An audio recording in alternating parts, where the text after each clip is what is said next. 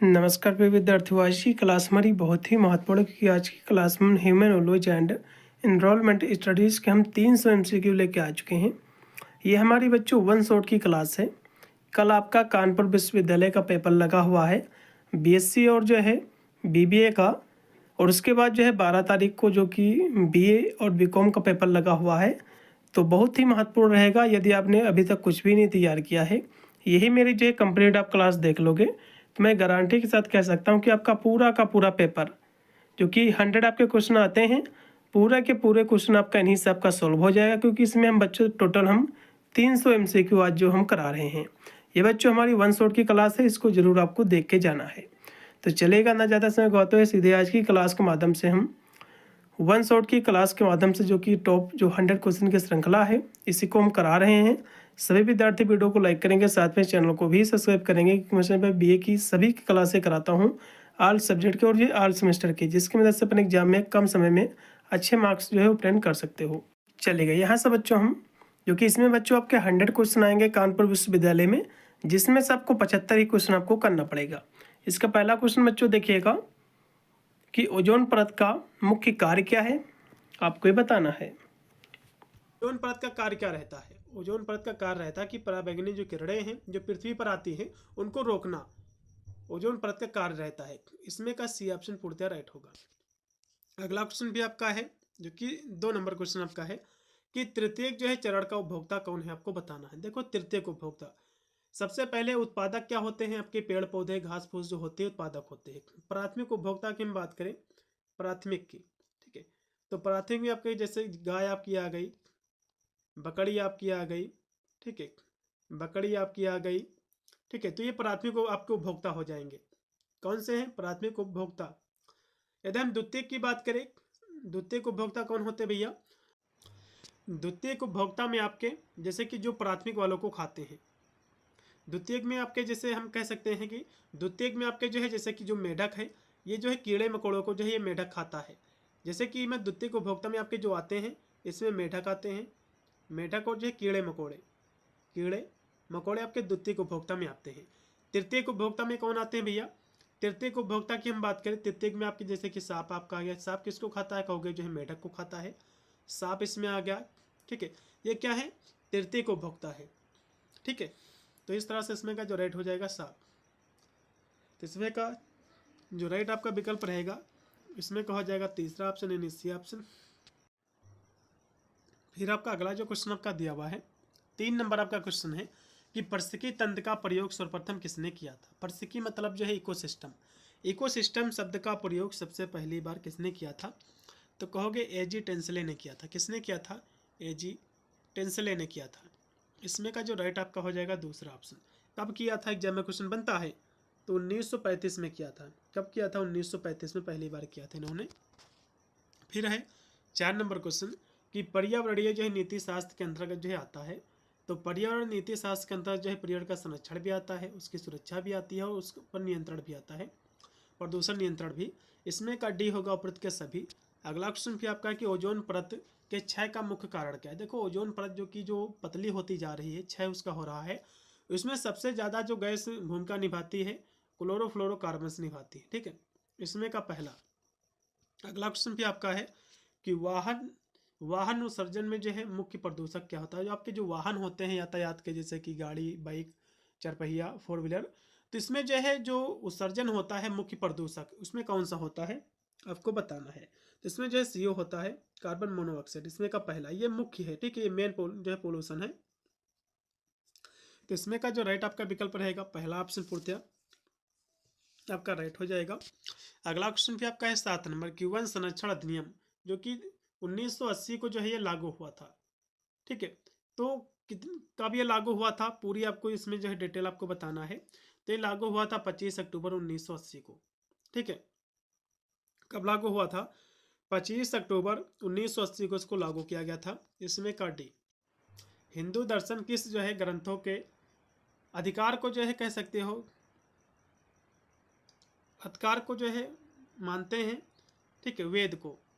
इसमें का राइट होगा आपका डी। अगला क्वेश्चन भी आपका है 9 नंबर कि निम्नलिखित में से जो है कौन सा उपसंस्कृत का जो है सबसे अच्छा उदाहरण है? उपसंस्कृत का, उप संस्कृति का जो सबसे अच्छा उदाहरण है रिलीजियन होता है, धर्म होता है, क्योंकि धर्म के माध्यम से ही जो कल्चर होती है एक पीढ़ी से दूसरी पीढ़ी में स्थानांतरित होती है। ठीक है, इसमें का पहला। अगला क्वेश्चन भी आपका है कि विवेकानंद के जो है शिक्षा की विशेषताओं में जो है शामिल है, तो स्वामी विवेकानंद की शिक्षाओं में जो है प्राकृतवाद भी शामिल है, आदर्शवाद भी है, व्यवहारवाद भी है। इसमें का डी होगा धर्मनिरपेक्ष का अर्थ क्या होता है। धर्मनिरपेक्ष का मतलब ये होता है कि किसी जो है एक धर्म का पक्ष लिए बिना सभी धर्मों का आदर सम्मान करना, इसी को हम धर्मनिरपेक्षता कहते हैं। इसमें का बी। अगला भी आपका है 12 नंबर क्वेश्चन कि भारत में हरित क्रांति के जनक कौन है, तो आपके जो है MS स्वामीनाथन जी हैं। इसमें का होगा बी ऑप्शन। ये क्वेश्चन आपके एग्जाम में बन सकता है। फिर है भारत में जैविक खेती का राष्ट्रीय केंद्र कहाँ स्थित है, तो आपके यूपी में स्थित है, गाजियाबाद जो कि डिस्ट्रिक्ट है वहाँ पर जो स्थित है।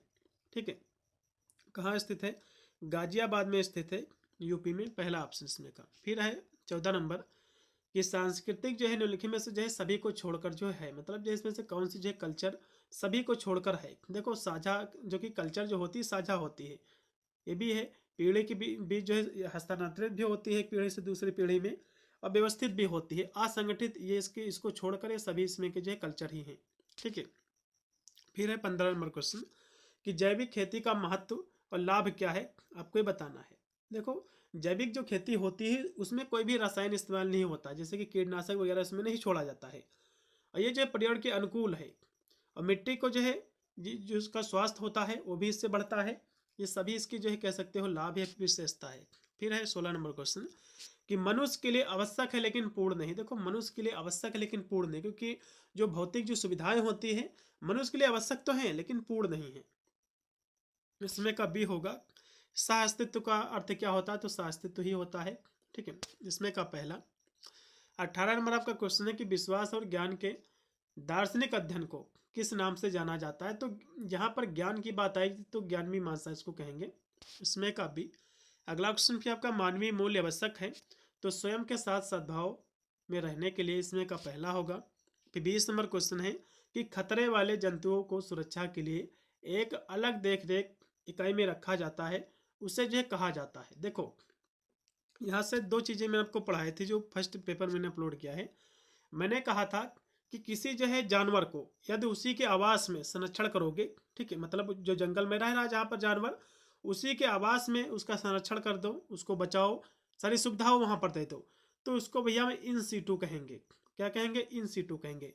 इसमें क्या कह रहा है कि खतरे वाले जो जानवर हैं उनको सुरक्षा के लिए उनको अलग जो है देख रेख इकाई में रखा जाता है। मतलब कोई खतरे वाली कोई प्रजाति है जंगल में रह रही है, उसको वहां से उठा लाओ, लाकर चिड़ियाघर में रख दो या फिर अन्य किसी स्थान पर रख दो। मतलब एक स्थान उसका जो पहले का निवास है वहां से उसको हटा रहे हो, दूसरे स्थान पर उसका संरक्षण कर रहे हो, तो भैया एक्सटर्नल कर रहे हो ना कि इंटरनल कर रहे हो। तो एक्सटर्नल मतलब हो जाएगा एक्स सीटू आपका कहलाएगा। क्या कहलाएगा, एक्स सीटू कहलाएगा। इसमें का पहला ऑप्शन पूर्णतः राइट होगा। अगला क्वेश्चन भी आपका है 21 नंबर कि भारत में प्रोजेक्ट टाइगर को जो है वर्ष में आरंभ किया गया था, तो कब इसको आरंभ किया गया था आपको ये बताना है।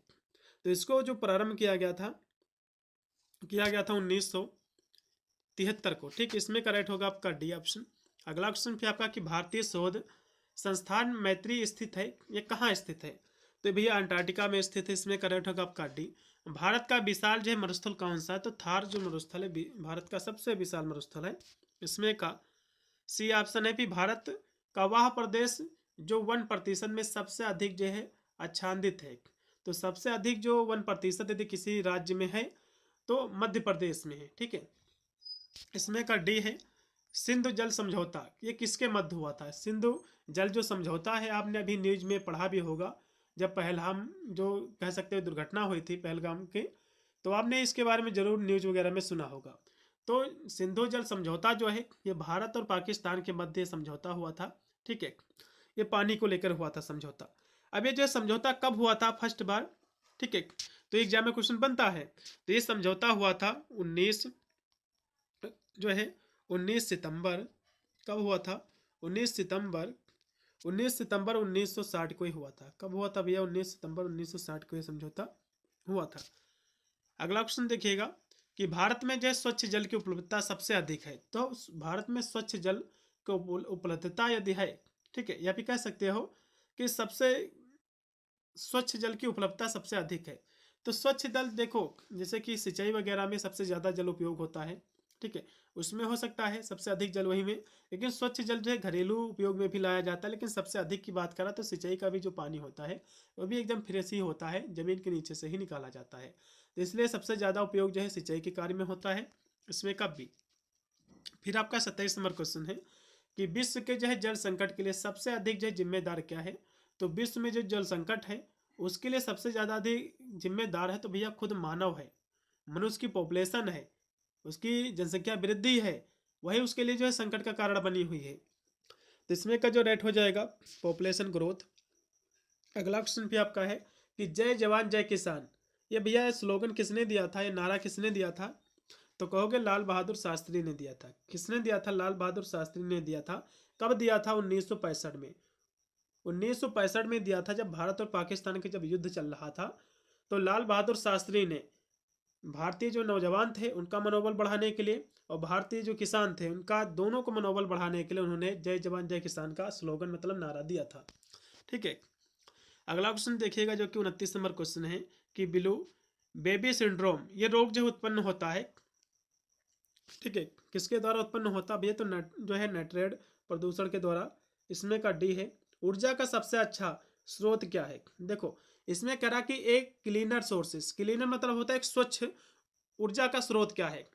तो देखो कोयला से देखो ये स्वच्छ नहीं है क्योंकि इससे धुआं निकलेगा, प्राकृतिक गैस के द्वारा भी नहीं है, न तो तेल के द्वारा। लेकिन जो हाइड्रो जो है कह सकते हो हाइड्रो पावर। अब हाइड्रो पावर क्या है, ठीक है, हाइड्रो पावर का मतलब होता है वह जो है ऊर्जा जो जल से बनाई जाती है। हाइड्रो पावर का मतलब होता है जल शक्ति। इसको भैया हम हिंदी में जल शक्ति कहते हैं, इंग्लिश में लिखा रहता है तो कुछ स्टूडेंट जो है कंफ्यूज हो जाते हैं। हाइड्रो पावर को हम जल शक्ति कहते हैं, मतलब जल के द्वारा जो विद्युत उत्पन्न की जाती है उसको हम हाइड्रो पावर कहते हैं, ठीक है। तो ये सबसे क्लीन है, क्या है, क्लीन एनर्जी है, सोर्स है एनर्जी का। तो इसमें का डी ऑप्शन पूर्णतः राइट होगा। अगला क्वेश्चन देखिएगा जो कि 31 नंबर है कि बायोगैस का सबसे बड़ा घटक कौन सा है। बायोगैस का सबसे बड़ा जो घटक है मीथेन है। मीथेन को हम यदि केमिकल में हम जाएं, ठीक है, तो केमिस्ट्री में इसको जो है CH4 लिखते हैं, ठीक है। अगला क्वेश्चन देखिएगा कि प्रकाश संश्लेषण होता है। प्रकाश संश्लेषण जो होता है भैया उत्पादक में होते हैं, क्योंकि उत्पादक जो होते हैं जो पेड़ पौधे होते हैं वे प्रकाश संश्लेषण की से क्रिया करके अपना भोजन बनाते हैं स्वयं, ठीक है, ये उत्पादक में होती क्रिया। इसमें का पहला है।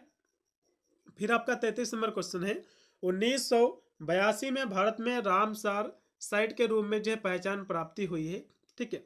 इस झील में 33 नंबर क्वेश्चन की बात करें तो जो झील थी चिल्का झील में, ठीक है, जो आपका रामसार जो समझौता है, एग्जाम में क्वेश्चन बनता है कि जो रामसार जो समझौता है, रामसार समझौता, ठीक है, समझौता जो है किससे संबंधित है भैया, तो आर्द्रभूमि से। किससे संबंधित है, आर्द्रभूमि से संबंधित है, ठीक है। फिर आपका 34 नंबर क्वेश्चन कि अपने देश में एकमात्र तैरता हुआ राष्ट्रीय उद्यान कौन सा है। तो कैबुल जो है जो है लामजो है। ये कहाँ स्थित है भैया, ये जो स्थित है, ठीक है, ये आपका स्थित है मणिपुर। मणिपुर के एक जो कि बिष्णुपुर एक वहाँ पर कह सकते हो एक डिस्ट्रिक्ट है, उसी में स्थित है। इसमें का बी है। अगला क्वेश्चन भी आपका है 35 नंबर। सन 1992 में आयोजित पृथ्वी शिखर सम्मेलन, पृथ्वी शिखर जो सम्मेलन हुआ था इसको हम दूसरे अन्य किस नाम से जानते हैं, तो इसको हम जो है रियो सम्मेलन के नाम से भी जाने जाते हैं। क्योंकि रियो इसलिए इसको कहा जाता है क्योंकि ये जो सम्मेलन हुआ था, पहली बात तो सम्मेलन 1992 में हुआ था, ये पॉइंट महत्वपूर्ण है, जब क्वेश्चन बनता है कि पृथ्वी सम्मेलन कब हुआ था, 1992 में हुआ था। पहला क्वेश्चन तो ये हो गया। कहाँ हुआ था, ठीक है, कहाँ हुआ था, तो ये हुआ था रियो डी जनेरियो, जनेरियो। ये कहाँ भैया पड़ता है, ये पड़ता है ब्राज़ील में। कहाँ पड़ता है, तो कहोगे ब्राज़ील में पड़ता है। रियो डी जनेरिया जो कि वहाँ पर स्थान है, इसीलिए इसको जो है रियो सम्मेलन के नाम से भी जाना जाता है, ठीक है। अगला क्वेश्चन देखो जो कि 36 नंबर क्वेश्चन कि क्योटो जो है प्रोटोकॉल की मुख्य उपलब्धि क्या है, आपको ये बताना है। इसकी जो उपलब्धि है वो है जो क्योटो प्रोटोकॉल है, ये जो ग्रीन हाउस जो गैसें हैं उसके उत्सर्जन को जो है नियंत्रित करती है, उसके लिए सुझाव देती है, उसमें कैसे सुधार किया जाए और ग्रीन हाउस गैसों को जो है कैसे कम किया जाए उस पर आधारित है, ठीक है। इसमें का बी है। फिर आपका है 37 नंबर क्वेश्चन प्राथमिक उपभोक्ता कौन है। तो प्राथमिक उपभोक्ता कौन है, तो इसमें भैया ना तो शेर प्राथमिक उपभोक्ता है, ना तो जो पालक है, पालक तो उत्पादक है, क्योंकि कह सकते हो पत्ता है, तो ये तो उत्पादक है, सूर्य की उपस्थिति में अपना भोजन बनाता है, ये तो जो है उत्पादक है। क्या उत्पादक है? चील भी जो है प्राथमिक नहीं है, क्योंकि सभी द्वितीयक और तृतीयक हैं उपभोक्ता। तो इसमें का कोई नहीं होगा भैया, क्योंकि प्राथमिक उपभोक्ता कौन कौन से होते हैं काफ़ी बार मैंने आपको पढ़ाया भी होगा, जैसे कि बकरी, गाय, और आपका जो है खरगोश, जैसे कि हो गया खरगोश, ठीक है, खरगोश। तो ये सब आपके प्राथमिक उपभोक्ता होते हैं। अगला क्वेश्चन भी आपका 38 नंबर है कि अम्लीय वर्षा कराने में जो है कौन सी गैस जो जिम्मेदार होती है, आपको बताना है। तो इसके लिए भैया सल्फर डाइऑक्साइड और जो है नाइट्रोजन डाइऑक्साइड, ये दोनों होती है इसमें का पहला। फिर आपका है क्योंकि 39 नंबर क्वेश्चन है कि वाटर ब्लूम कहते हैं, तो वाटर जो ब्लूम है किसे कहते हैं आपको बताना है।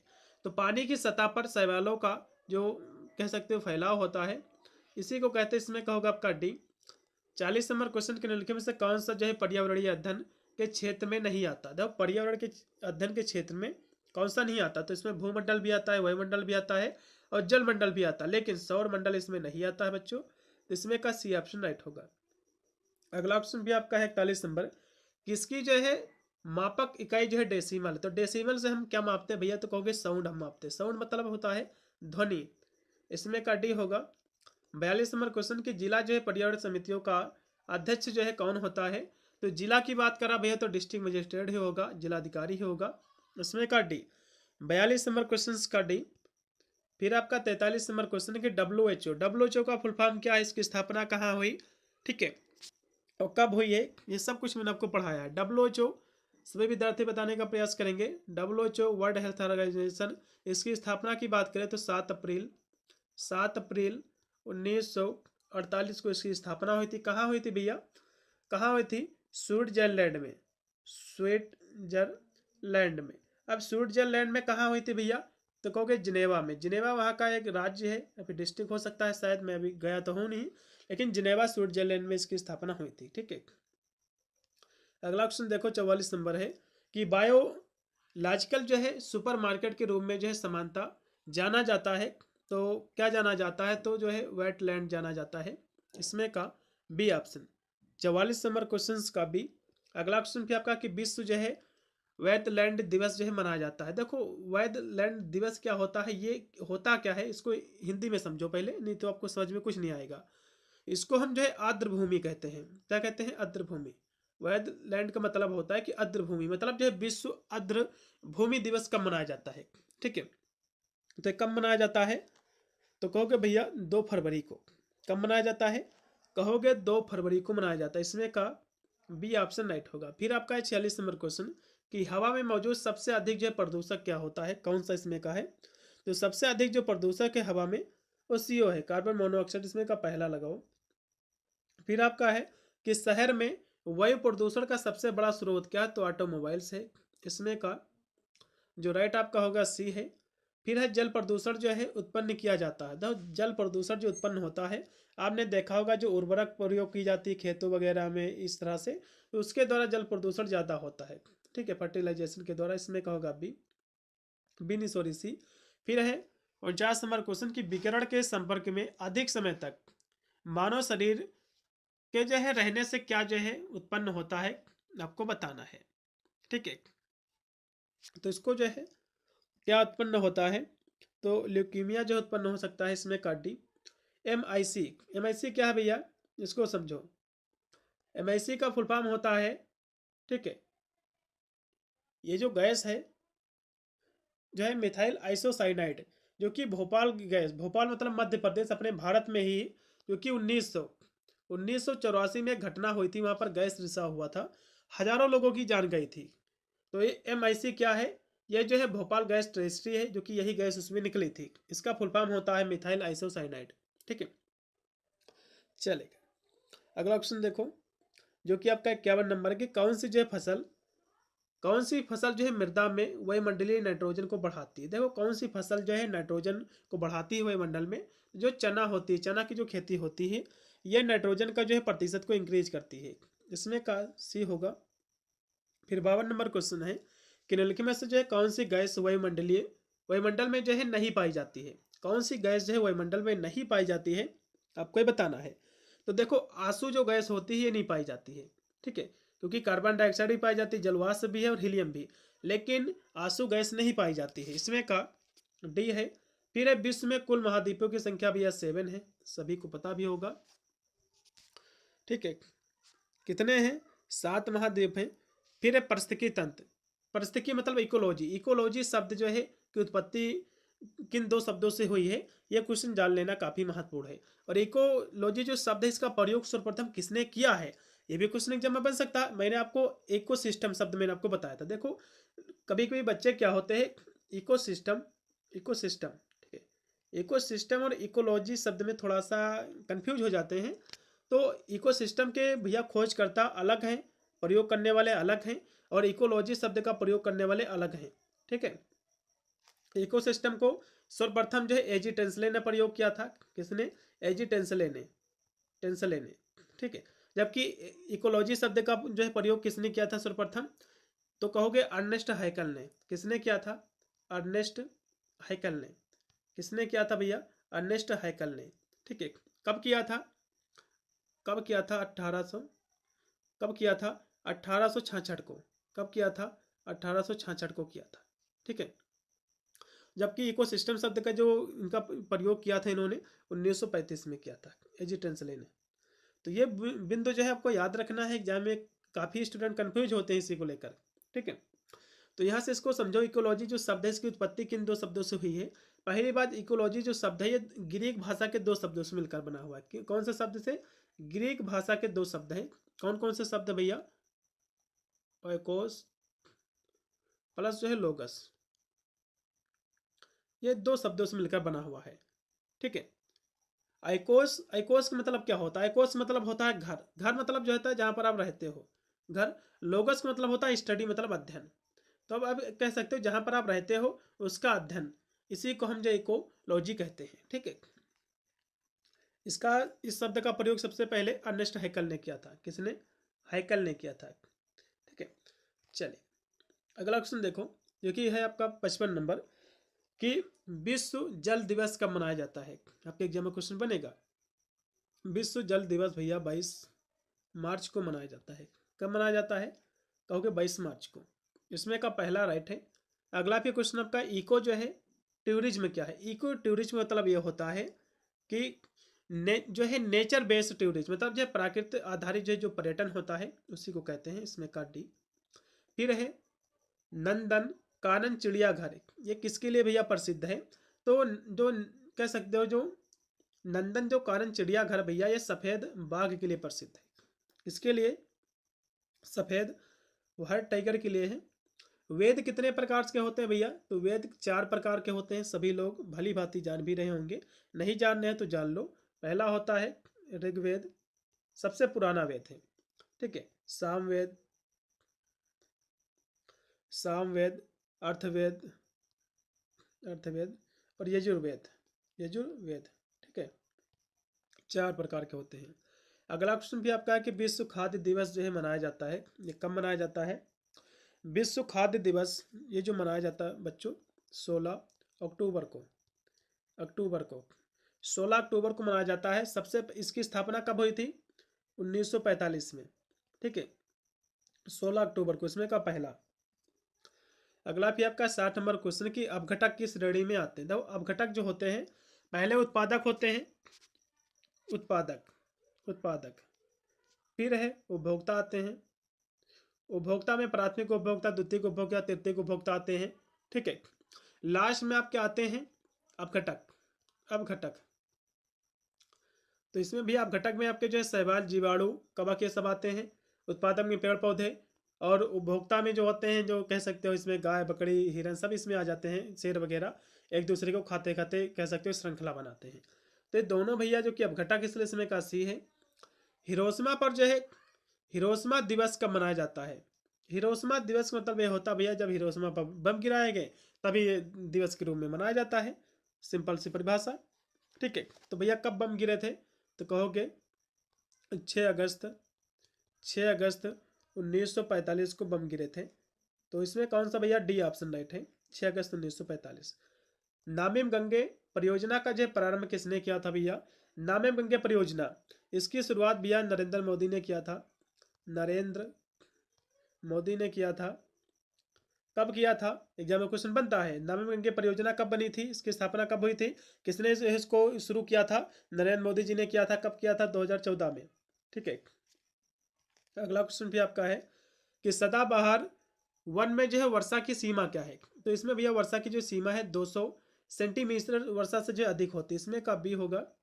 जनसंख्या वृद्धि जो है तीव्र है। देखो जनसंख्या वृद्धि जो फॉरेन के जो कंट्री है, सीरिया, फ्रांस, जर्मनी और कनाडा, तो जितने भी अरब आपके देश हैं, जितने भी मुस्लिम वाले जितने भी देश हैं, उसमें जनसंख्या वृद्धि बहुत ही तेज है, बहुत तेज ग्रोथ होता है।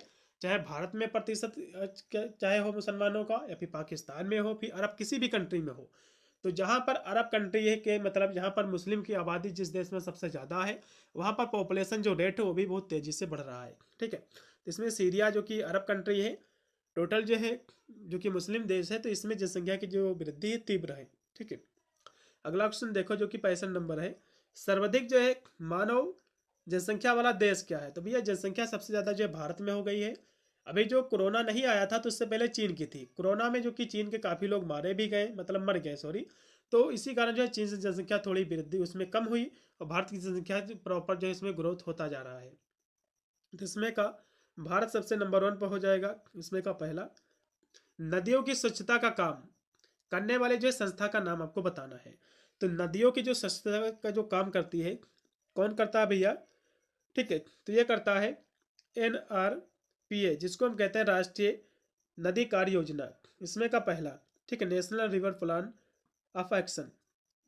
अगला क्वेश्चन भी आपका 67 नंबर है कि भारत का स्मोक सिटी, स्मोक मतलब सबसे गंदा सिटी, आप ही कह सकते हो कोहरे वाला सिटी, दिल्ली को कहते हैं प्रदूषण वाला सिटी। अगला भी आपका कितने डेसिमल से अधिक ध्वनि घातक होती है? वैसे तो 120 से अधिक यदि आप डेसिमल का सुन रहे हो तो काफ़ी घातक होती है। ठीक है। तो इसमें जितने भी दिए हुए हैं सभी घातक ही हैं, ये थोड़ा सा 85 वाला कम है। ठीक है। इसमें का पहला है वन जो है संपदा जो है नियमित रखने में जो है सहायक है। तो क्या इसमें सहायक है? तो जल जो है चक्र। ठीक है, जल चक्र। 69 नंबर क्वेश्चन का जो राइट आपका विकल्प होगा सी। अगला भी आपका क्वेश्चन जो है ओजोन दिवस। ओजोन दिवस भैया कब मनाया जाता है? एग्जाम में क्वेश्चन बनेगा ये। ठीक है। ओजोन दिवस कब मनाया जाता है? तो हो गया 16 सितंबर को। इसमें का बी 16 सितंबर को। फिर आपका 71 नंबर क्वेश्चन है कि जलवायु को जो है प्रभावित करने वाले कारक क्या हैं? तो सूर्य, वायु, वर्षा, ये सभी है। इसमें का डी।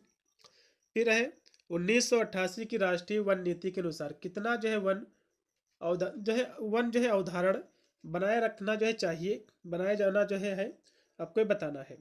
तो जो है मैदानी इलाकों में 33%, पहाड़ियों के लिए 67%। इसमें का बी 72 का बी ऑप्शन राइट है। अगला क्वेश्चन भी आपका है 73 नंबर की खाद्य श्रृंखला में एक जीव दूसरे जीव से जुड़े होते हैं। तो उत्पादक से जो है उत्पादक से उत्पादक से जो है उपभोक्ता तक। तो इसमें का दूसरा लगाओ ज़्यादा सही रहेगा। ठीक है। 73 का बी है। फिर 74 नंबर क्वेश्चन की प्रकाश संश्लेषण के दौरान पौधे भैया क्या ग्रहण करते हैं? तो कहोगे CO2, कार्बन डाइऑक्साइड। इसमें का बी है ग्रीन हाउस गैस में शामिल है। तो ग्रीन हाउस गैस आपकी मीथेन भी है, जो है नाइट्रस ऑक्साइड भी है, कार्बन डाइऑक्साइड सभी है।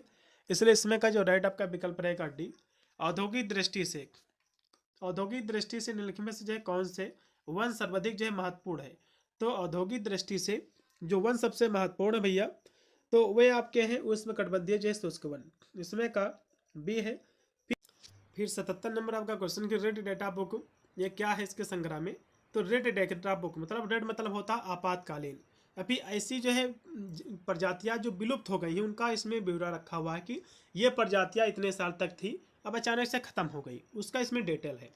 तो मतलब जो है जो संकटग्रस्त जो लुप्त प्राय जो जीव हैं उसका वर्णन इसमें मिलता है। ठीक है। फिर है सामुदायिक जो है सेवा से प्राप्त होता है तो आत्मसंतुष्टि भी, सहनशीलता, प्रेम, ये सभी। इसमें का डी। अगला क्वेश्चन भी आपका है जो कि 79 नंबर क्वेश्चन है कि संयुक्त राष्ट्र संघ पर्यावरण कार्यक्रम, इसका मुख्यालय कहाँ स्थित है? इसका मुख्यालय कहाँ है? इसका पहले फुल फॉर्म समझ लो। यू से होता है यूनाइटेड, एन से होता है नेशन, ई से होता है एनरोलमेंट, पी से होता है प्रोग्राम। ठीक है, जिसको हम संयुक्त राष्ट्र संघ पर्यावरण कार्यक्रम कहते हैं। इसका मुख्यालय जो स्थित है नैरोबी में स्थित है। कहाँ स्थित भैया? नैरोबी केन्या में स्थित है। कहाँ स्थित है? केन्या। इसमें करेक्ट होगा आपका सी ऑप्शन। ठीक है, अब इसकी स्थापना कब हुई थी? यूएनईपी की स्थापना कब हुई थी? एग्जाम में क्वेश्चन बनता है। इसकी स्थापना जो हुई थी 1972 में। अगला क्वेश्चन पे आपका है 80 नंबर है कि अक्षय ऊर्जा संसाधन कौन सा आपको बताना। देखो अक्षय ऊर्जा क्या होती है? इसको हम रिन्यूएबल एनर्जी कहते हैं, मतलब ऐसी ऊर्जा जो दोबारा प्राप्त की जा सकती है। ठीक है, तो ऐसी ऊर्जा जो दोबारा प्राप्त की जा सकती है, जैसे कि कोयला है, इसको एक बार जला दोगे उससे दोबारा भैया एनर्जी नहीं प्राप्त होगी, तो फिर वेस्ट हो गया। ठीक है, पेट्रोल को एक बार जला लोगे तो जल गया, फिर खत्म, दोबारा उसको नहीं प्राप्त कर सकते हो। लेकिन आपकी जो कह सकते जो सनलाइट होती है, जैसे कि सनलाइट, सौर ऊर्जा, इसको आप दोबारा प्राप्त कर सकते हो। आपकी जो है जो हवा के द्वारा एनर्जी होती है, जो वाटर एनर्जी होती है, इसको दोबारा प्राप्त कर सकते हो। तो इसमें का राइट आपका होगा बी। अगला क्वेश्चन पे आपका कि साफ पानी का स्रोत क्या है? तो साफ पानी का जो स्रोत है भैया, समुद्र, महासागर नहीं, हैंडपंप ज़्यादा सही रहेगा। फिर 82 नंबर क्वेश्चन के वायुमंडल में जो है मंडलों की संख्या कितनी है? ये वायुमंडल में बात कर रहा है, ना कि पृथ्वी में। ठीक है, तो वायुमंडल में जो है जो मंडलों की संख्या है टोटल भैया 5 है। कौन कौन सी है इसको समझो। पहला है आपका क्षोभ मंडल। कौन है? क्षोभ मंडल है। फिर आपका है समताप है, फिर समताप है। उसके बाद कौन सा है? उसके बाद मध्य है, मध्य मंडल। उसके बाद मध्य मंडल है। उसके बाद आपका जो है आयन मंडल है। उसके बाद आपका जो मंडल है बाहिर मंडल है। कौन सा है? बाहिर मंडल है। ठीक है, यदि हम पृथ्वी के हम 4 मंडलों की बात करें, जो कि पृथ्वी पर कौन कौन से मंडल हैं? पृथ्वी पर जो है, पृथ्वी पर जो मंडल है 4, कौन कौन से हैं? तो कहोगे भैया इसमें जो है एक जो है जो कि परिमंडल है। ठीक है, इसमें कौन कौन से मंडल है? तो इसमें जो है आप कह सकते हो पहला जो इसमें मंडल है भूमंडल है, वायुमंडल है, जलमंडल है और जीवमंडल है। कौन कौन से हैं? इसमें 4 जो मंडल है, एक तो भूमंडल है, भूमंडल। दूसरा आपका जो है वायुमंडल है। उसके बाद आपका जलमंडल है। फिर आपका जो है जीवमंडल है। फिर क्या है? जीवमंडल। तो ये 4 मंडल है पृथ्वी पर। लेकिन यदि पूछ लेगा कि वायुमंडल की जो परत कितनी है, तो 5 है इसमें। ठीक है, अगला क्वेश्चन देखोगे ओजोन परत में सबसे बड़ा छिद्र कहाँ पाया गया है भैया? तो जो अंटार्कटिका वहाँ से दिखता है। ठीक है, इसमें का सी है। पर्यावरण जो है विघटन के कारण क्या है? तो पर्यावरण के जो विनाश के कारण भैया प्राकृतिक कारण भी, मानवीय कारण दोनों हैं। विश्व पर्यावरण दिवस, यह क्वेश्चन एग्जाम में फंसेगा 100% की गारंटी साथ कह रहा हूँ। 5 जून को विश्व पर्यावरण दिवस मनाया जाता है। कब मनाया जाता है? 5 जून को विश्व पर्यावरण दिवस मनाया जाता है। इसकी स्थापना कब हुई थी? एग्जाम में क्वेश्चन बनता है। इसकी स्थापना हुई थी बच्चों 1972 को। अब एग्जाम में क्वेश्चन एक और बनता है कि इसको पहली बार विश्व पर्यावरण दिवस पहली बार कब मनाया गया था? तो जाहिर सी बात 1972 में जब बना था। ठीक है, उसके जस्ट 1 साल बाद, मतलब जब 1973 को फर्स्ट बार मनाया गया था। अगला क्वेश्चन पे आपका है 86 नंबर कि भारत के निम्नलिखित राष्ट्रीय उद्यान में से कौन सा उद्यान यूनेस्को की प्राकृतिक विश्व धरोहर स्थलों में सूचीबद्ध है? आपको बताना है। तो कौन सा भैया है? तो कहोगे जो है केवलादेव घाना राष्ट्रीय उद्यान है। इसमें का सी। फिर आपका 87 नंबर कि निम्नलिखित में से जो है कौन सा एक अनवीकरणीय संसाधन का उदाहरण है? अनवीकरणीय। ठीक है, नवीकरणीय नहीं, अनवीकरणीय। देखो नवीकरणीय आपके जल पवन दोनों हैं, और अनवीकरणीय जिसको दोबारा उत्पन्न नहीं किया जा सकता है। तो इसमें कोयला, खनिज लवण आ जाएंगे। इसमें का डी। चिपको आंदोलन किससे संबंधित भैया? चिपको आंदोलन कहाँ हुआ था? इसके जो है प्रेरता कौन है? एग्जाम में क्वेश्चन बनता है। ये कब हुआ था चिपको आंदोलन? तो हर एक क्वेश्चन को हम बहुत ही बारीकी से इसलिए करा रहे हैं, तो ये हो सकता है इससे संबंधित आपके क्वेश्चन एग्जाम में बन सकते हैं। तो भैया चिपको आंदोलन ये वनों को बचाने के लिए किया गया था, उत्तराखंड के जंगलों से संबंधित है। ठीक है, ये जो घटना हुई थी 1970 दशक में हुई थी। इसके जो प्रेरता है सुंदरलाल बहुगुणा, कौन है? सुंदर लाल, इस जो आंदोलन के जो है कह सकते हो इसके लीडर हैं सुंदर लाल बहुगुणा। ठीक है, इसमें जो है लोग क्या थे, तो सभी आए थे पेड़ को काटने के लिए। तो वहाँ के जो उत्तराखंड के जो लोग थे, पहले उत्तराखंड जो यूपी में ही लगता था, अब जो कि अलग स्टेट बन गया है। तो ये जो घटना जब हुई थी तब ये जो है यूपी का ही हिस्सा था, अब जो कि उत्तराखंड अलग हो गया है। तो इसमें क्या थे, लोग जो है वहाँ के जो निवासी थे, तो वहाँ पर जो है पेड़ों को जो है कह सकते हो गले लगाए थे, इसलिए जो है चिपको आंदोलन के नाम से इसको जो है जाना जाता है। अगला क्वेश्चन पे आपका है 89 नंबर कि एशियाई हाथी संकटग्रस्त सूची में अब शामिल है क्योंकि इसे जो है मारा गया था। भैया हाथियों को जो मारा गया था, एशियाई हाथी, उनको दांतों के लिए मारा गया था, उनके दांत के लिए। इसमें कभी IUCN अब जो है जाना जाता है, इसको अब जो है WCN के नाम से जाना जाता है। WCN का मतलब होता है, इसका फुल फॉर्म होता है वर्ल्ड कंजर्वेशन यूनियन। ठीक है, चलेगा। अगला क्वेश्चन पे आपका है कि भारत में कॉर्बेट राष्ट्रीय उद्यान की स्थापना कब हुई है, आपको बताना है। ठीक है, क्वेश्चन आपके एग्जाम में बनेगा, इसकी स्थापना कब हुई है, तो कहोगे 1936 में। इसमें का पहला है, इसमें ये जो है हाईली नेशनल पार्क में इसकी स्थापना हुई थी। अगला ऑप्शन भी आपका प्रसिद्ध जो है पर्यावरणीय जो है विद है, तो कौन है भैया पर्यावरणीय जो एक इन्वायरमेंट कह सकते हो पर्यावरणीय व्यक्ति कौन है, आपको बताना। तो अन्ना हजारे, इसमें कब भी लगाओ। अगला क्वेश्चन भी आपका कि पानी यात्रा जो आयोजित की गई थी, तो किसके द्वारा भैया? राजेंद्र सिंह के द्वारा। राजेंद्र सिंह को जो है भारत का जल पुरुष भी कहा जाता है। इनको जो है भारत का जल पुरुष भी कहा जाता है, ये पॉइंट आपको याद रखना है। अगला क्वेश्चन भी आपका है कि प्राकृतिक आपदा का उदाहरण क्या है। देखो भोपाल गैस त्रैस्ती तो मानव के द्वारा हुई है। ठीक है, और जो है जो कि दिया हुआ जो कि चिनोबिल आपदा, ये जो कि यूक्रेन में जो यूक्रेन देश है वहाँ पर जो कह सकते हो परमाणु जो संयंत्र होते हैं जहाँ पर गोला बारूद रखा जाता है, तो वहाँ पर अचानक से जो है एक त्रुटि हुई थी जिसके कारण वो पूरा ब्लास्ट हो गया था, सारे के सारे वहाँ पर रखे संयंत्र। ठीक है, ये भी घटना मनुष्य के द्वारा हुई है। बांध का टूटना ये भी मनुष्य के द्वारा होता है, क्योंकि बांध तो मनुष्य ही बनाता है। लेकिन भूकंप जो है भैया ये प्राकृतिक आपदा है। ठीक है, और ऊपर के तीनों मानवकृत आपदा है। फिर है मानव जनित जो है ट्रेजिडी क्या है, आपको बताना है, मतलब जो है आपदा कौन सी है। तो मानव के द्वारा कौन है भैया, आपको बताना है। देखो भूकंप तो प्राकृतिक है, बाढ़ भी है, साइक्लोन भी है, लेकिन जो चिनोबिल जो आपका दिया हुआ कि चिनोबिल जो आपदा है ये यूक्रेन में हुई थी। कहाँ हुई थी? यूक्रेन। आप भली भांति जान रहे होंगे रसिया यूक्रेन से युद्ध चल रहा है, सभी लोग न्यूज में जरूर देखा होगा। तो यूक्रेन जो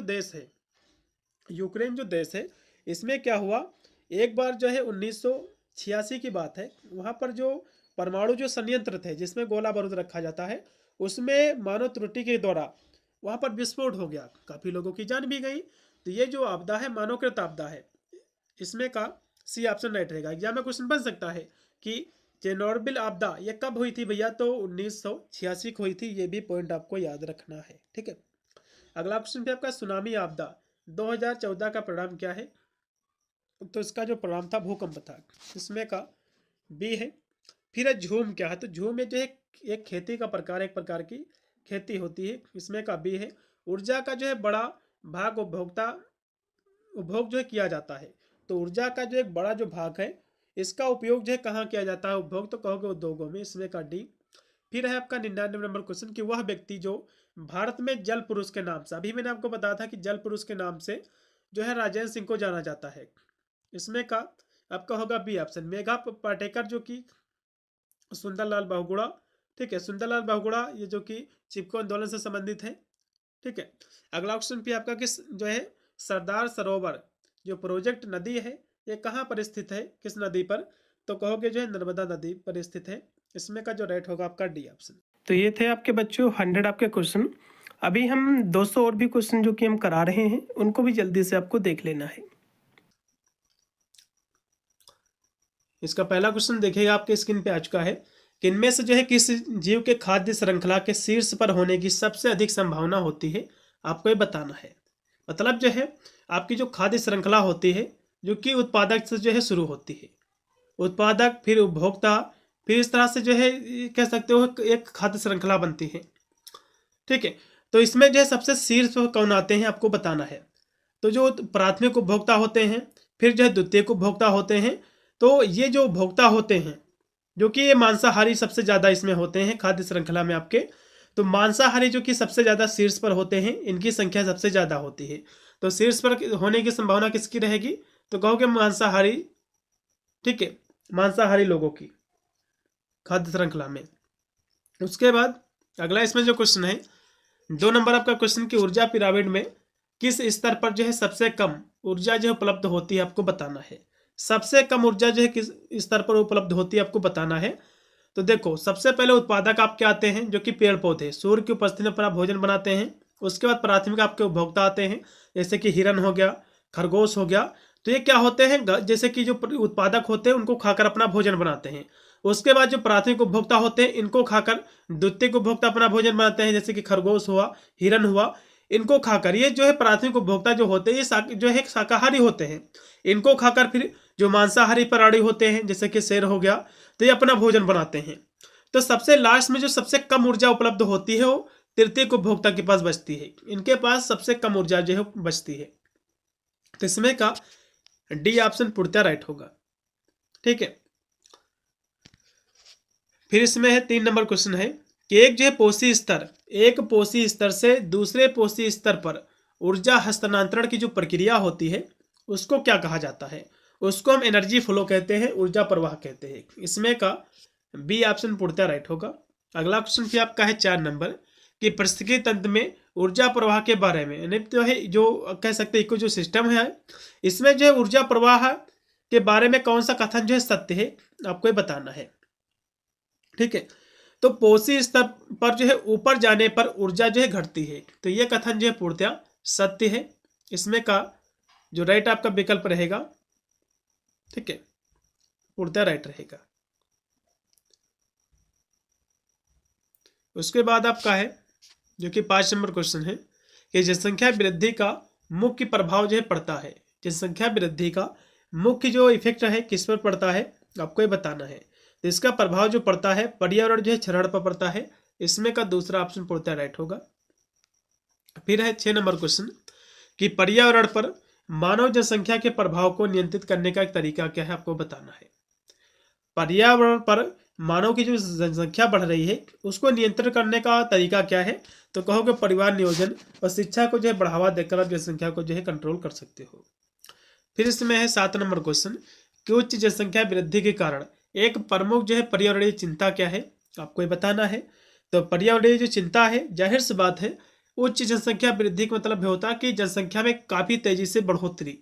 जब जनसंख्या ज़्यादा बढ़ जाएगी तो संसाधन की कमी हो जाएगी। तो कहोगे जो है प्रमुख इसकी जो पर्यावरणीय चिंता रहेगी संसाधनों की कमी रहेगी। इसमें का दूसरा ऑप्शन पूर्णतः राइट होगा 7 नंबर क्वेश्चन का। फिर अगला क्वेश्चन आपका है 8 नंबर कि सतत विकास का जो है उद्देश्य क्या है आपको ये बताना है। 8 नंबर क्वेश्चन की हम बात करें, सतत विकास क्या होता है। सतत विकास की परिभाषा आप लोगों ने बहुत ही भली भांति पढ़ा होगा। सतत विकास का मतलब होता है कि वर्तमान की जो हमारी ज़रूरतें हैं उनको पूरा तो करना ही है, साथ में जो हमारी आने वाली जो पीढ़ियां हैं उनके लिए भी सारी की सारी ज़रूरतें जो है पूरी हो सके, उसी को हम सतत विकास कहते हैं। तो ये परिभाषा केवल इसमें जो है दूसरी परिभाषा इसको मैच करती है कि वर्तमान ज़रूरतों को पूरा करते हुए भावी पीढ़ियों के लिए संसाधनों का संरक्षण करना, उनको बचाना, इसी को हम जो है सतत विकास कहते हैं। इसमें का बी ऑप्शन पूर्णतः राइट होगा 8 नंबर क्वेश्चन का। फिर आपका है 9 नंबर क्वेश्चन कि भारत में राष्ट्रीय हरित न्यायाधिकरण यानी एनजीटी की स्थापना कब हुई है, आपके एग्जाम में क्वेश्चन बनेगा। तो एनजीटी का फुल फॉर्म क्या होता है, सबसे पहले एनजीटी का फुल फॉर्म समझ लीजिए। एन से होता है नेशनल, जी से होता है ग्रीन, टी से होता है ट्रिब्यूनल, ये इसका फुल फॉर्म है। ठीक है, एग्जाम में क्वेश्चन जो है पिछले 2-3 वर्षों में काफ़ी विश्वविद्यालय में एनजीटी का फुल फॉर्म पूछा गया है। इसका फुल फॉर्म होता है नेशनल ग्रीन ट्रिब्यूनल, इसका फुल फॉर्म होता है। अब इसकी स्थापना कब हुई थी ये भी समझ लीजिए, आपके एग्जाम में क्वेश्चन बनेगा। इसकी जो स्थापना हुई थी कब हुई थी, तो कहोगे 18 अक्टूबर 2010 को। कब हुई थी, 2010 को इसकी स्थापना हुई थी। ये बिंदु आपको याद रखना है, इससे क्वेश्चन एक ना एक जो है जरूर फंसेगा। इसमें का तीसरा ऑप्शन पूर्णतया आपका राइट हो जाएगा। फिर आपका है 10 नंबर क्वेश्चन कि राष्ट्रीय हरित जो है अधिकरण की भूमिका क्या होती है, मतलब एनजीटी जो है इसकी भूमिका क्या है आपको बताना है। ये किस लिए बनाया गया है, इसकी स्थापना किस लिए की गई है, एग्जाम में क्वेश्चन बनता है। तो इसकी स्थापना जो है जो पर्यावरण जो सुरक्षा है और पर्यावरण से संबंधित जो मुद्दे हैं, जो भी इससे संबंधित जो भी कह सकते हो विवाद होता है, उसको निपटाने के लिए, उसकी सुनवाई करने के लिए ये जो है एनजीटी का गठन किया गया है। ठीक है, तो इसमें का दूसरा ऑप्शन पूर्णतः राइट होगा। अगला क्वेश्चन भी आपका है 11 नंबर कि निम्नलिखित में से जो है किस अधिनियम के तहत भारत में राष्ट्रीय हरित जो है अधिकरण का गठन जो है किया गया है, आपको बताना है। तो किसके लिए इसका गठन किया गया है, तो कहोगे जो है नेशनल ग्रीन ट्रिब्यूनल एक्ट के तहत किया गया है, जो कि 2010 में इसकी स्थापना हुई थी। ठीक है, आपके एग्जाम में क्वेश्चन बनेगा। इसमें का तीसरा ऑप्शन पूर्णतः राइट हो जाएगा सी नंबर क्वेश्चन का। फिर आपका है 12 नंबर क्वेश्चन है कि वायु गुणवत्ता सूचकांक जिसको हम AQI कहते हैं। अब AQI क्या है, एग्जाम में क्वेश्चन बनता है कि AQI का फुल फॉर्म बताइए। AQI का फुल फॉर्म होता है, ए से होता है एयर, Q से होता है क्वालिटी, I से होता है इंडेक्स। तो एयर क्वालिटी इंडेक्स इसका फुल फॉर्म आपको पता होना चाहिए पहली बात तो। अब ये जो है किस गुणवत्ता पर की जो है आधार की माप करता है, तो पहली बात ये एयर है, मतलब हवा है, तो हवा में जो विद्यमान जो कण होते हैं उसकी गुणवत्ता की जो है माप करता है। ठीक है, तो यह जो है PM जो है 2.5 और PM जो है जो कि 10 जैसे जो प्रदूषक हैं उनकी जो है जो सांद्रता है उसकी माप करता है। इसमें का दूसरा ऑप्शन पूर्णतः राइट होगा। फिर आपका है 13 नंबर क्वेश्चन कि किस संगठन में सतत विकास का जो लक्ष्य जो है पेश किया गया था, आपको बताना है। क्योंकि सतत विकास क्या है, सतत विकास में जो है टोटल 17 इसमें लक्ष्य रखे गए हैं इसको पूरा करने का।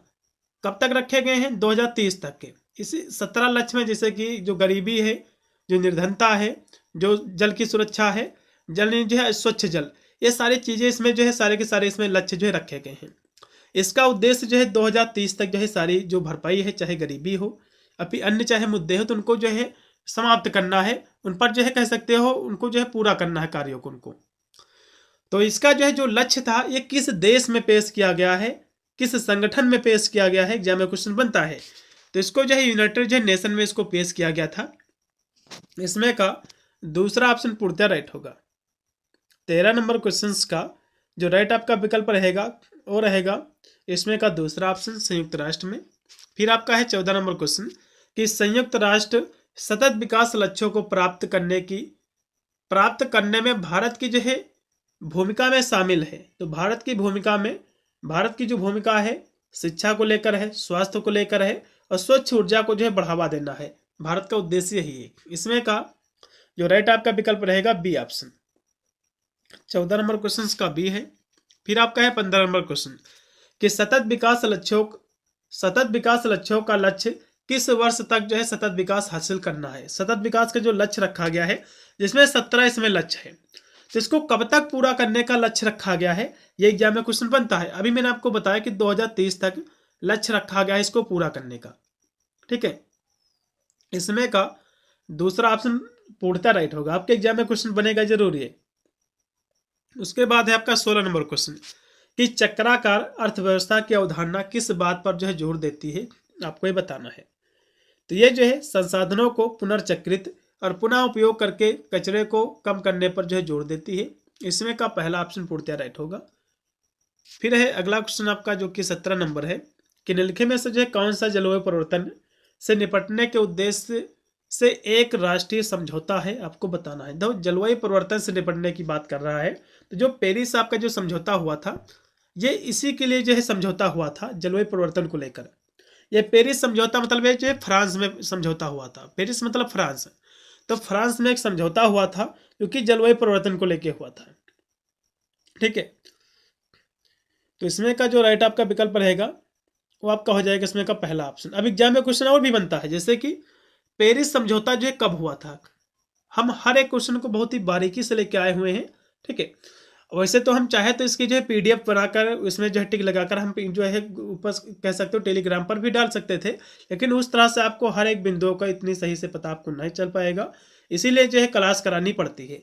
अब एग्जाम में क्वेश्चन बन सकता है कि पेरिस समझौता कब हुआ था, तो इसको भी समझ लीजिए आप लोग। पेरिस समझौता जो हुआ था ये हुआ था 12 दिसंबर। कब हुआ था? 12 दिसंबर 2015 को पेरिस समझौता हुआ था। ये बिंदु आपको याद रखना है, हो सकता है एग्जाम में पेरिस समझौता जो है पूछ ले कि कब हुआ था। अब हम अगले क्वेश्चन की ओर बढ़ेंगे, जो कि 18 नंबर आपका क्वेश्चन है कि क्योटो प्रोटोकॉल निम्नलिखित में से जो है किसके उत्सर्जन को जो है कम करने से जुड़ा हुआ है, आपको बताना है। देखो क्योटो प्रोटोकॉल जो कि कार्बन डाइऑक्साइड और अन्य जो हरित ग्रह जो गैसें हैं, मतलब ग्रीन जो कह सकते हो ग्रीन हाउस जो गैसें हैं, उनके उत्सर्जन को कम करने के लिए प्रोटोकॉल उसी से जुड़ा हुआ है। इसमें का दूसरा ऑप्शन पूर्णतः राइट होगा। फिर आपका 19 नंबर क्वेश्चन कि वैश्विक स्तर पर पर्यावरण की रक्षा के लिए किस संगठन की स्थापना की गई है और पृथ्वी दिवस जो है जैसी पहल की गई है, आपको बताना है। तो देखो वैश्विक स्तर पर जो पर्यावरण की रक्षा के लिए जो संगठन की स्थापना की गई है, तो उसका नाम है UNEP। ठीक है, इसका फुल फॉर्म एग्जाम में बनता है, तो इसका फुल फॉर्म होता है यूनाइटेड नेशंस एनवायरनमेंट प्रोग्राम। तो इसका फुल फॉर्म भी आपको पता होना चाहिए, इसके फुल फॉर्म भी एग्जाम में क्वेश्चन जो है पूछा जाता है। फिर इसमें अगला ऑप्शन है 20 नंबर कि समग्र दृष्टिकोण, समग्र जो है प्रबंधन दृष्टिकोण जो है मदद करता है। तो ये किसमें मदद करता है? तो ये जो मदद करता है नैतिक, सामाजिक, पर्यावरणीय जो है विचारों को एकीकृत जो है करने में। इसमें का दूसरा ऑप्शन पूर्णतः राइट है। फिर आपका 21 नंबर क्वेश्चन है कि निम्नलिखित में से जो है कौन सा समग्र निर्णय लेने का मुख्य जो है लाभ है, आपको बताना है। तो इसका जो मुख्य लाभ है बेहतर जो है नैतिक संरेख और हितधारक जो है विश्वास। इसमें का बी ऑप्शन। फिर आपका 22 नंबर क्वेश्चन है कि समग्र जो है प्रबंधन दृष्टिकोण में निर्णय है। तो जो है समग्र प्रबंधन दृष्टिकोण में जो निर्णय है वो कैसा होता है? तो वो जो निर्णय होता है विभिन्न जो है हितधारकों के बीच अंतर्निर्भरता को ध्यान में रखते हुए जो है लिए जाते हैं। इसमें का बी ऑप्शन। फिर आपका है 23 नंबर क्वेश्चन के एक पारिस्थितिकी तंत्र में अपघटक जो है जिम्मेदार होते हैं। जो एक इकोसिस्टम जो होता है उसमें जो है अपघटक जो है किस लिए जिम्मेदार होते हैं, आपको ये बताना है। तो अपघटक जो जिम्मेदार होते हैं पोषक तत्वों को पारिस्थितिकी तंत्र में वापस पुनर्चक्रण करने के लिए। इसमें का राइट होगा आपका बी ऑप्शन। फिर आपका है 24 नंबर क्वेश्चन कि इनमें से कौन सा जो है पारिस्थितिकी तंत्र में ऊर्जा के सही प्रवाह का सबसे अच्छा जो प्रतिनिधित्व है। तो ऊर्जा का जो प्रवाह है तो इसमें कौन सा सबसे पहले कहोगे? उत्पादक आते हैं आपके, उत्पादक। उसके बाद कौन आता है? तो कहोगे उसके बाद आते हैं उपभोक्ता, क्योंकि पेड़ उत्पादक आपके पेड़ पौधे होते हैं, उनको भी प्राथमिक उपभोक्ता खाते हैं, प्राथमिक को फिर द्वितीयक उपभोक्ता खाते हैं, तरह से एक फूड चेन बनती है। तो इनको फिर जो है उपभोक्ता खाते हैं। कौन खाता है? कहोगे उपभोक्ता खाते हैं। उपभोक्ता को कौन जो है खाता है? उसके बाद अपघटक खाते हैं। ठीक है, अपघटक। तो इसमें का तीसरा ऑप्शन पूर्णतः जो है राइट होगा, और कोई भी इसमें का ऑप्शन जो है सही नहीं है। 24 का सी ऑप्शन। फिर आपका है 25 नंबर क्वेश्चन खाद्य श्रृंखला और खाद्य जाल के बीच जो है मुख्य अंतर क्या है, आपको बताना है। तो इसके बीच जो अंतर है वो है, इसके बीच में अंतर क्या है?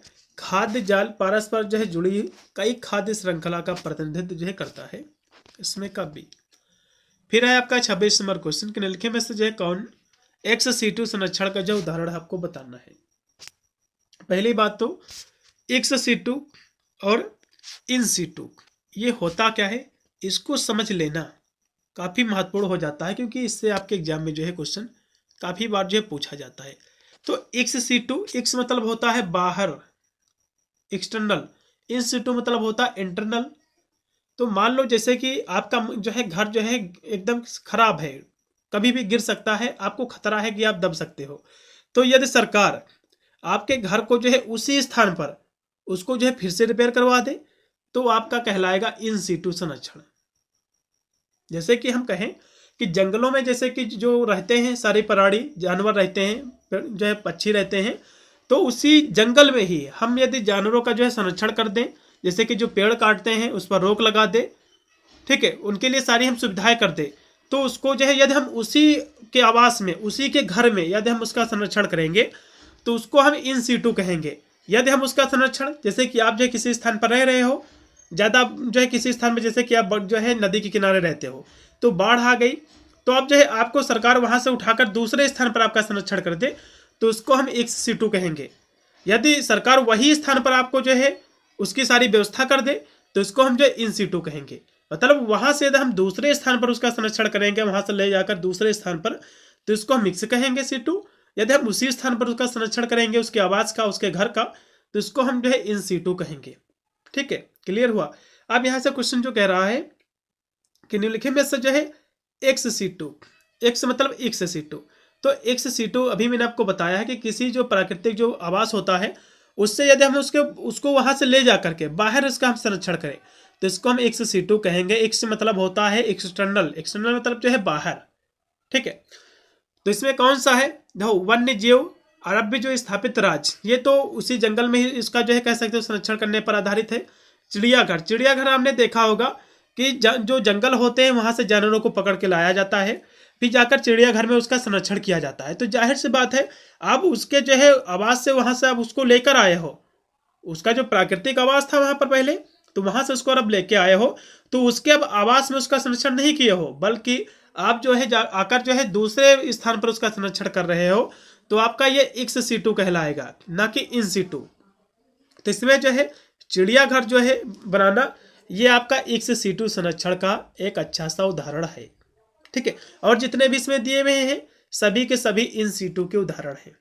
ठीक है, चलेगा। अगला क्वेश्चन देखो कि निम्नलिखित में से जो है कौन सा तरीका जो है जिससे कोई व्यक्ति प्रदूषण को नियंत्रित करने में जो है मदद कर सकता है, आपको बताना है।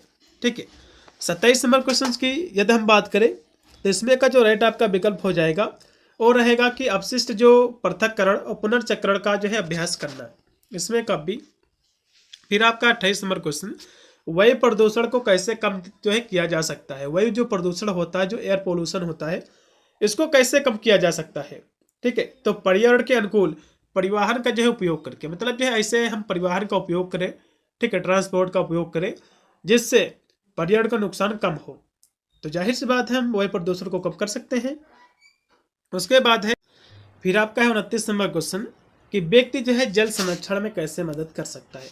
तो जल संरक्षण का मतलब क्या होता है, संरक्षण का मतलब होता है बचाना, किसी चीज को बचाव जो है। आप तो जल का बचाव कैसे कर सकते हो, तो जो है नल खुला छोड़कर नहीं, वर्षा जल का जो है संचय करके, बिल्कुल जो वर्षा का जैसे कि पानी हुआ, उससे पहले आप जो है किसी चीज का निर्माण करवा दो, फिर वर्षा का पानी उसी में एकत्र कर दो किसी तरह, तो इस तरह से आप जल का संरक्षण, उसका बचाव जो है कर सकते हो। तो इसमें का दूसरा ऑप्शन जो राइट रहेगा बी ऑप्शन। ठीक है, फिर इसके बाद आपका जो दिया हुआ है 30 नंबर क्वेश्चन है कि संधारीय प्रबंधन प्रथाओं में से एक चुनौती क्या है, आपको ये बताना है। 30 नंबर क्वेश्चन का जो राइट आपका विकल्प हो जाएगा और रहेगा पर्यावरणीय जो है जिम्मेदारी के साथ लाभप्रदता को संतुलित करना। तो इसमें का पहला ऑप्शन पूर्णतः आपका राइट हो जाएगा। फिर आपका 31 नंबर क्वेश्चन है कि दवा उद्योग में नैतिक दुविधा तब उत्पन्न हो सकती है जब, मतलब दवा उद्योग में नैतिक जो दुविधा कब उत्पन्न हो सकती है, आपको बताना है।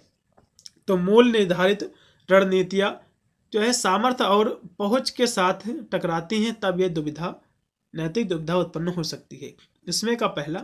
फिर आपका है भगवत गीता निम्नलिखित में से जो है किस आधार पर जो है निर्णय लेने को जो है प्रोत्साहित करती है। ठीक है, तो किस पर करती है, तो ये जो है समग्र रूप से समाज कल्याण पर। इसमें का दूसरा ऑप्शन पूर्णतः राइट रहेगा।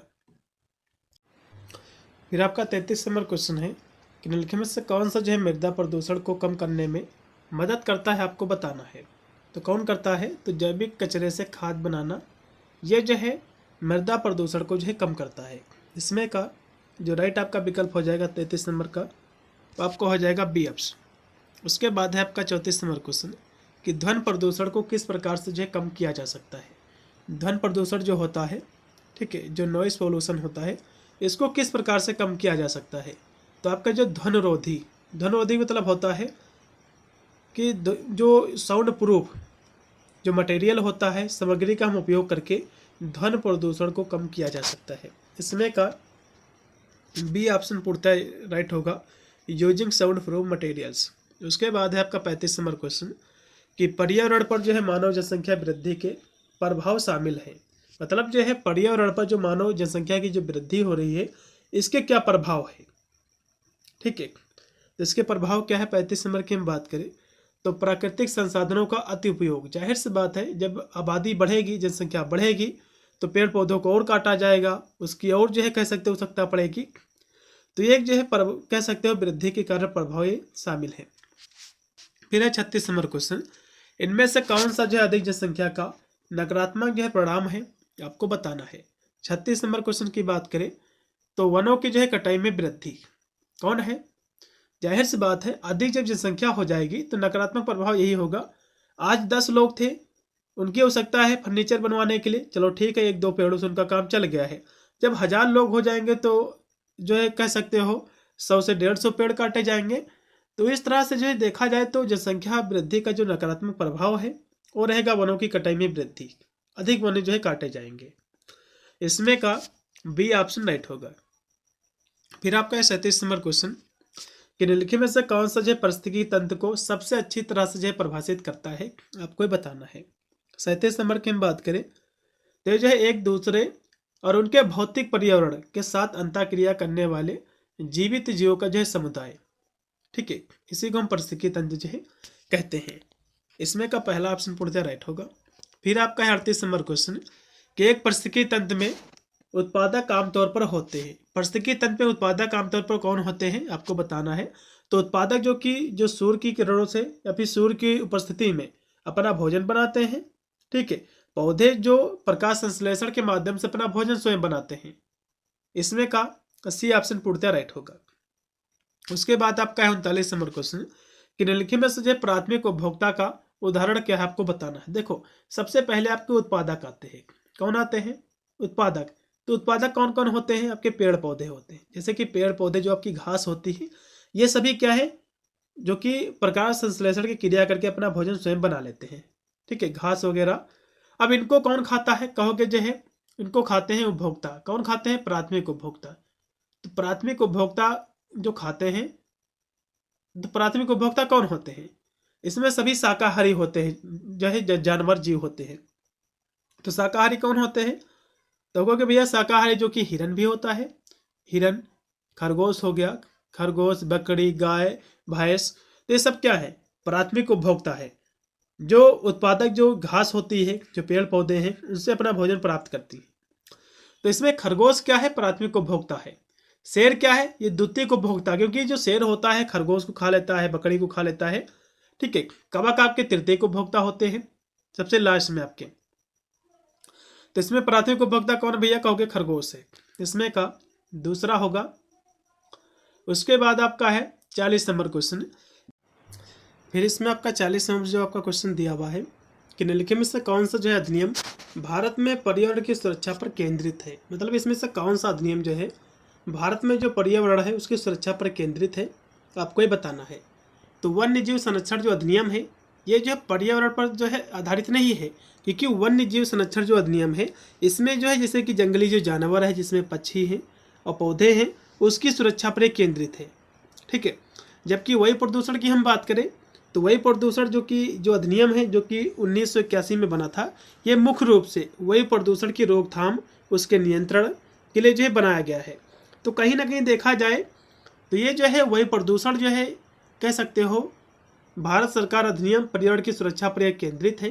ठीक है, लेकिन वन्य जीव संरक्षण अधिनियम, वन्य जीव भी पर्यावरण पर आधारित है, क्योंकि पर्यावरण में हम देखा जाए तो इन्वायरमेंट क्या है? पर्यावरण का मतलब होता है कि परि मतलब होता है चारों ओर, आवरण मतलब होता है परिवेश, मतलब हमारे चारों ओर का जो परिवेश है उसमें देखो वायु भी आती है, क्योंकि वायु के द्वारा ही मनुष्य का जीवन संभव होता है। तो मेरा तो यही मानना है कि वायु ज़्यादा मनुष्य के लिए कह सकते हो लाभप्रद है, क्योंकि बिना वायु के मनुष्य का जीवन जो है अस्तित्व में नहीं आ सकता है, ना तो मनुष्य के जीवन का कोई भी अस्तित्व रहेगा। तो वायु प्रदूषण जो कि पर्यावरण की सुरक्षा पर केंद्रित है, इसमें का दूसरा ऑप्शन ज़्यादा राइट रहेगा। वही यदि हम उपभोक्ता संरक्षण की बात करें तो उपभोक्ता संरक्षण का मतलब यह होता है जैसे कि इसमें जो उपभोक्ता होते हैं, जो कंज्यूमर होते हैं, उनके हितों की रक्षा करना। और विदेशी व्यापार अधिनियम जो होता है इसमें जैसे कि जो विदेश से जो वस्तुएं होती हैं आयात निर्यात, उसको जो है नियंत्रित किया जाता है इसके माध्यम से। तो केवल वायु प्रदूषण नियंत्रण रोकथाम अधिनियम ही है जो कि अधिनियम भारत सरकार में पर्यावरण की जो सुरक्षा है उस पर केंद्रित है। इसमें का बी ऑप्शन। फिर आपका 41 नंबर क्वेश्चन है कि भारत में पर्यावरण संरक्षण अधिनियम किस वर्ष जो है लागू किया गया था, आपको ये बताना है। यह क्वेश्चन आपके एग्जाम में जो है सेम टू सेम जो है बनेगा। क्वेश्चन जो है काफी महत्वपूर्ण है। तो ये कब बना था, तो कहोगे 1986 में। कब बना था, तो कहोगे 1986 में। इसमें का जो राइट आपका विकल्प हो जाएगा पहला ऑप्शन। 41 नंबर क्वेश्चन का पहला ऑप्शन राइट रहेगा 1946 को। ठीक है, 19 नवंबर 1946 को जो है बना था। यह क्वेश्चन जो है हर साल सभी विश्वविद्यालय में कॉमन क्वेश्चन रहा है कि पर्यावरण संरक्षण अधिनियम जो है कब बना है। तो इसमें का पहला ऑप्शन पूर्णतः राइट हो जाएगा। अब इससे जो है कुछ एग्जाम में और भी क्वेश्चन बनता है। जो पर्यावरण संरक्षण है जो कि 1986 में बना था, ये जो है भोपाल गैस ट्रेजेडी हुई थी, सभी को पता भी होगा। भोपाल में जो गैस रिसाव हुआ था जिससे लाखों जो है हजारों लोगों की जो है मृत्यु हुई थी। तो ये कब हुआ था, भोपाल में जो गैस ट्रेजेडी हुई थी, इसको भी समझ लीजिए, भोपाल गैस ट्रेजेडी। ठीक है, तो ये कब हुई थी, ये हुई थी 1900, ये कब हुआ था, ये हुआ था 1984 को। ये कब हुआ था, 1984 को हुआ था भोपाल गैस ट्रेजेडी, जिसमें हजारों लोग जो है अपनी जानें गंवाई थी।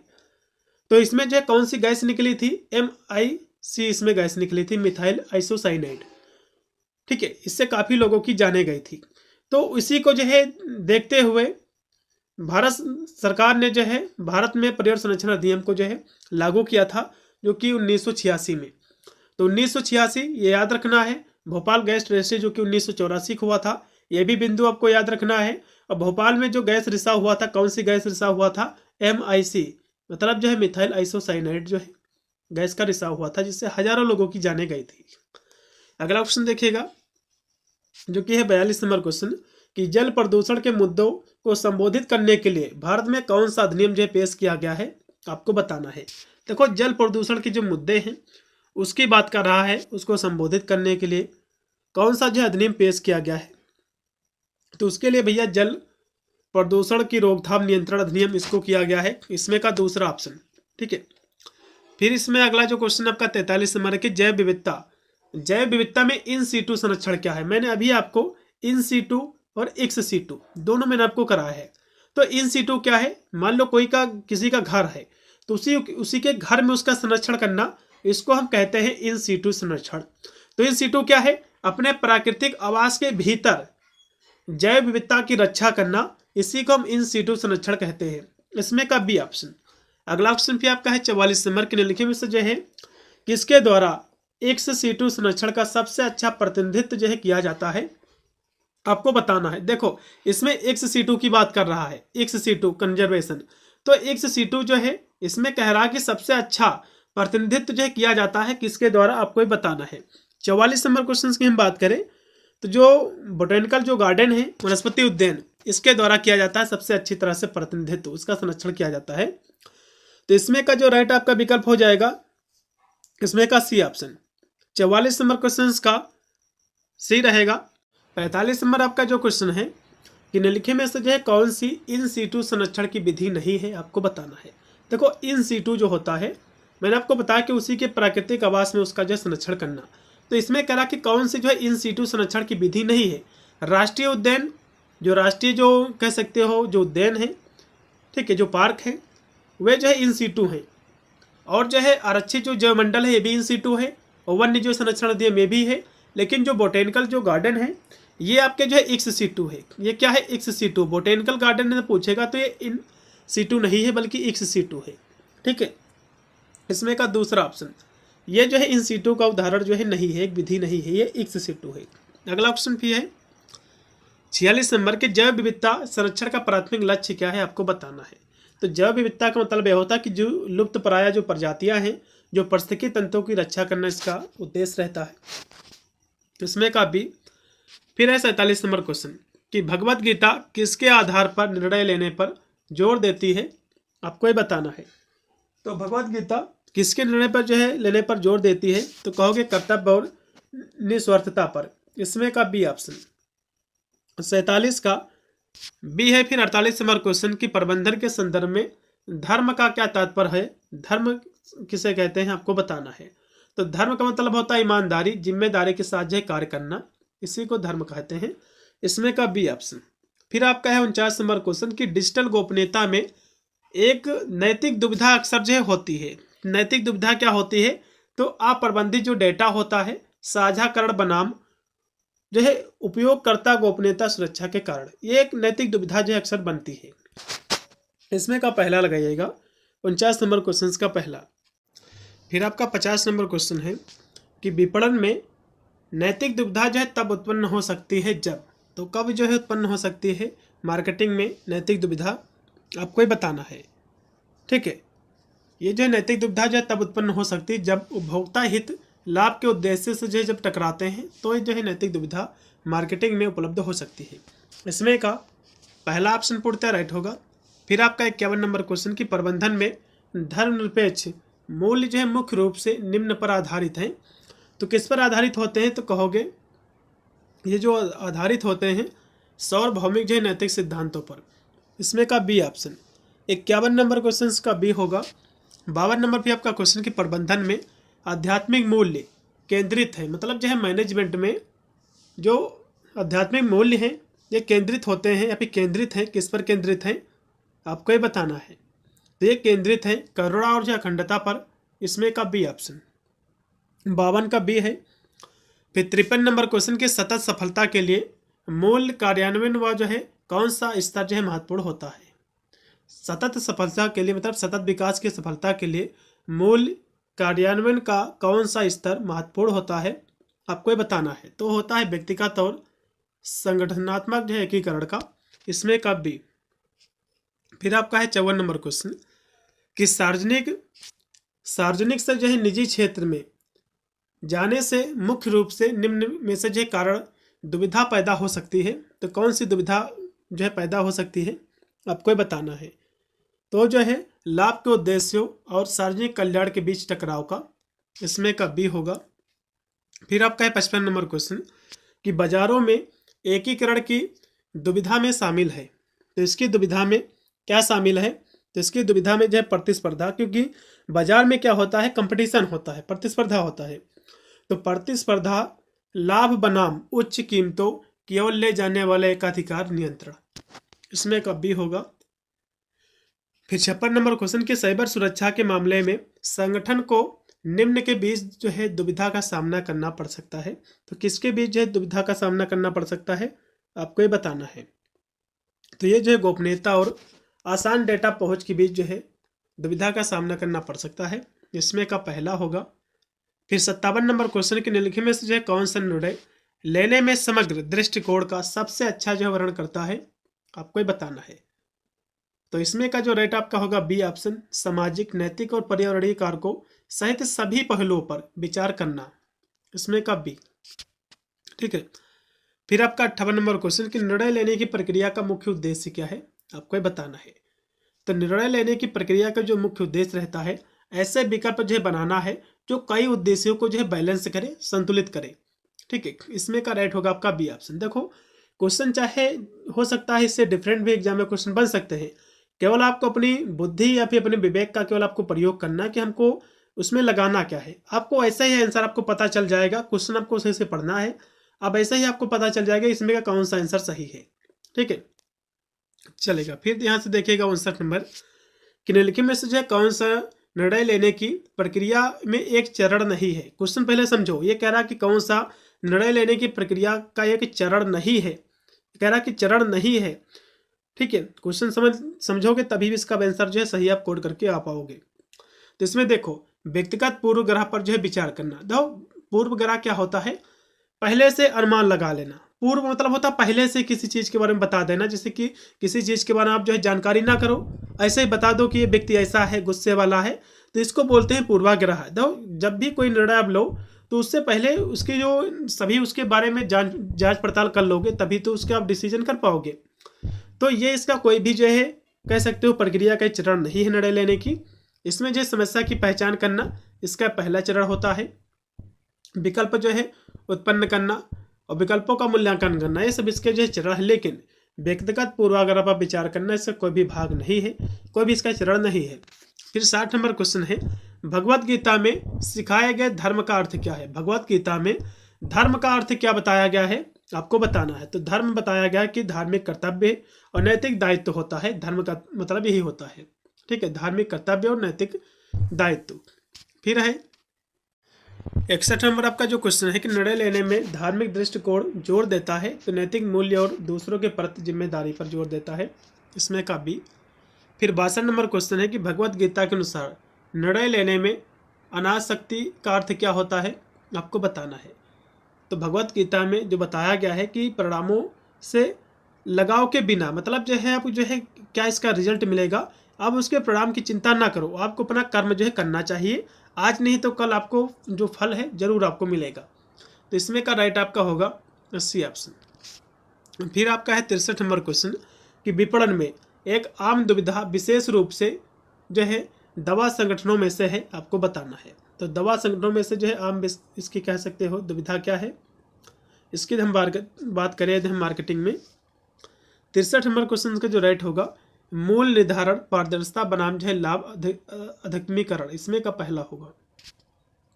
फिर आपका 64 नंबर क्वेश्चन है कि प्रबंधन में धर्मनिरपेक्ष मूल्य है, यह क्या है, इसको आपको बताना है। ये जो मूल्य है विभिन्न संस्कृतियों और जो धर्मों में लागू होता है, इसमें का राइट होगा आपका बी ऑप्शन। फिर 65 नंबर क्वेश्चन के व्यवसाय में आध्यात्मिक मूल्य जो है जोर देते हैं, व्यवसाय जो होता है इसमें जो आध्यात्मिक मूल्य जो है किस पर जोर देते हैं, तो निस्वार्थता और दूसरों की जो है सेवा पर जोर देता है, इसमें का बी ऑप्शन। 65 का बी है। फिर आपका है 66 नंबर क्वेश्चन, ठीक है, कारपोरेट सामाजिक उत्तरदायित्व यानी CSR का तात्पर्य क्या है, आपको ये बताना है। तो CSR का जो उद्देश्य है, ठीक है, इसका उद्देश्य यही है कि समाज और पर्यावरण के प्रति संगठन की जिम्मेदारी होती है, यही इसका जो है उद्देश्य या फिर इसका तात्पर्य होता है। अब एग्जाम में क्वेश्चन बनता है कि CSR का फुल फॉर्म क्या है, तो इसका फुल फॉर्म होता है, C से होता है कॉर्पोरेट, S से होता है सोशल, R से होता है रिस्पॉन्सिबिलिटी। तो कॉर्पोरेट सोशल रिस्पॉन्सिबिलिटी CSR का फुल फॉर्म होता है। एग्जाम में क्वेश्चन बन सकता है कि CSR का फुल फॉर्म क्या होता है। उसके बाद 67 नंबर आपका क्वेश्चन है कि निम्नलिखित में से कौन सा जो है CSR मॉडल व्यवसायिक उद्देश्य को सामाजिक लाभों के साथ संरेखित करने पर केंद्रित है। तो आपका जो रणनीतिक मॉडल है ये केंद्रित है, इसमें का बी। 67 का बी। फिर 68 नंबर क्वेश्चन के निम्नलिखित में से कौन सा मानव मूल्यों को अच्छी तरह से परिभाषित करता है, एक्सप्लेन करता है, ठीक है। तो मानव मूल्यों को सबसे अच्छी तरह से जो परिभाषित करता है वो आपका करता है व्यवहार को निर्देशित करने वाली मौखिक जो है मान्यताएं, इसमें एक होगा आपका सी। फिर 69 नंबर क्वेश्चन आपका है कि व्यवसाय प्रबंधन में मूल्य मुख्य रूप से निम्न पर ध्यान केंद्रित करते हैं। तो मूल्य किस पर जो है ध्यान केंद्रित करते हैं, तो नैतिकता और जो है जिम्मेदारी जो है बढ़ाने पर, इसमें एक होगा बी। 69 का बी होगा। फिर 70 नंबर क्वेश्चन के निम्नलिखित में से कौन सी जो है मानवीय मूल्य की विशेषता नहीं है, आपको बताना। देखो मानवीय मूल्य की विशेषता ये सार्वभौमिक है, ये भी इसकी विशेषता है। ये संस्कृत और जो है परवरिश है उससे प्रभावित होते हैं, ये भी इसकी मान्यता है। ये व्यवहार और निर्णय को जो आकार देते हैं, तो ये भी कह सकते हो इसका मूल्य की विशेषता है। लेकिन ये स्थिर है। देखो मानवीय जो मूल्य होते हैं कभी भी स्थिर नहीं होता है, क्योंकि समाज गतिशील है। मान लो आज जो है आपके जो है पापा जो है हो सकता है पैंट शर्ट पहनते थे, आप जो है जींस की पैंट जो है शर्ट पहनते हो, तो मूल्य कभी भी कह सकते हो या फिर विशेषता ये हमेशा स्थिर नहीं होते हैं, बल्कि कल्चर हमेशा बदलती रहती है, ठीक है। तो ये इसकी कोई भी विशेषता नहीं है, इसमें का राइट आपका होगा बी। अगला भी इसमें क्वेश्चन है 71 नंबर कि भारतीय संगठनों में मूल प्रणाली विकसित करने से निम्नलिखित में से जो है मदद मिलती है। तो मदद क्या इससे मिलती है, तो इससे मदद मिलती है सकारात्मक कार्य वातावरण जो है बनाने की। तो क्वेश्चन का आप आंसर जैसे ही पढ़ोगे आपको ऐसे ही आइडिया लग जाएगा कि ये आंसर इसमें का सही होना चाहिए, और क्वेश्चन यदि आप समझ लेते हो तो। फिर आपका है 72 नंबर क्वेश्चन कि जैविक भोजन के लिए एक दुविधा क्या है, आपको बताना। तो जैविक जो भोजन होता है जिसको हम ऑर्गेनिक फूड कहते हैं। ऑर्गेनिक फूड क्या होता है, जैविक मतलब ये होता है जिसमें कोई भी दवा वगैरह जो है छोड़कर नहीं भोजन तैयार किया जाता है, कोई भी फ्रूट वगैरह। तो इसमें आम दुविधा क्या है, ठीक है। तो इसकी जो आम दुविधा होती है उत्पादन में जो है मानकीकरण बनाम जो है प्रमाणिकता, इसमें का बी ऑप्शन। 72 का बी है। फिर 73 नंबर क्वेश्चन की 73 नंबर आपका जो क्वेश्चन की गुणवत्ता मानकों में दुविधा में जो है अक्सर शामिल होता है। तो इसकी दुविधा में क्या शामिल होता है, तो कहोगे जो है गुणवत्ता की कीमत पर जो है लागत कम करना, ये इसमें जो है शामिल होता है। 73 नंबर क्वेश्चन का पहला। फिर 74 नंबर क्वेश्चन की मानकीकरण दुविधाएं जो है मुख्य रूप से निम्न के बारे में है। तो मानकीकरण जो दुविधाएं हैं किनके बारे में है आपको ये बताना है। तो ये जो है स्थानीय अनुकूलन के साथ एक रूपता को संतुलन करने के लिए है, इसमें का भी। फिर 75 नंबर क्वेश्चन के कौन सा जो है व्यवसायी CSR में अपने महत्वपूर्ण योगदान के लिए जो है जाना जाता है, खासकर शिक्षा में। तो शिक्षा के क्षेत्र में CSR के क्षेत्र में जो जाने जाते हैं रतन टाटा जी जाने जाते हैं। कौन जाने जाते हैं? रतन टाटा जी जाने जाते हैं। अब एग्जाम में क्वेश्चन बन सकता है जो कि रतन टाटा जी की मृत्यु 2024 में हुई थी। तो इनका जन्म कब हुआ रतन टाटा जी का, इनकी मृत्यु कब हुई है, एग्जाम में क्वेश्चन बन सकता है। इनके हम जन्म की बात करें, ठीक है, तो इनका जन्म कब हुआ है? इनका जो जन्म हुआ है वो हुआ है 28 दिसंबर 1937 को इनका जन्म हुआ था। इनकी हम मृत्यु की हम बात करें रतन टाटा जी की, तो इनकी जो मृत्यु हुई थी 9 अक्टूबर, कब हुई थी? 9 अक्टूबर 2024 को इनकी मृत्यु हुई थी। तो ये भी पॉइंट आपको याद रखना है।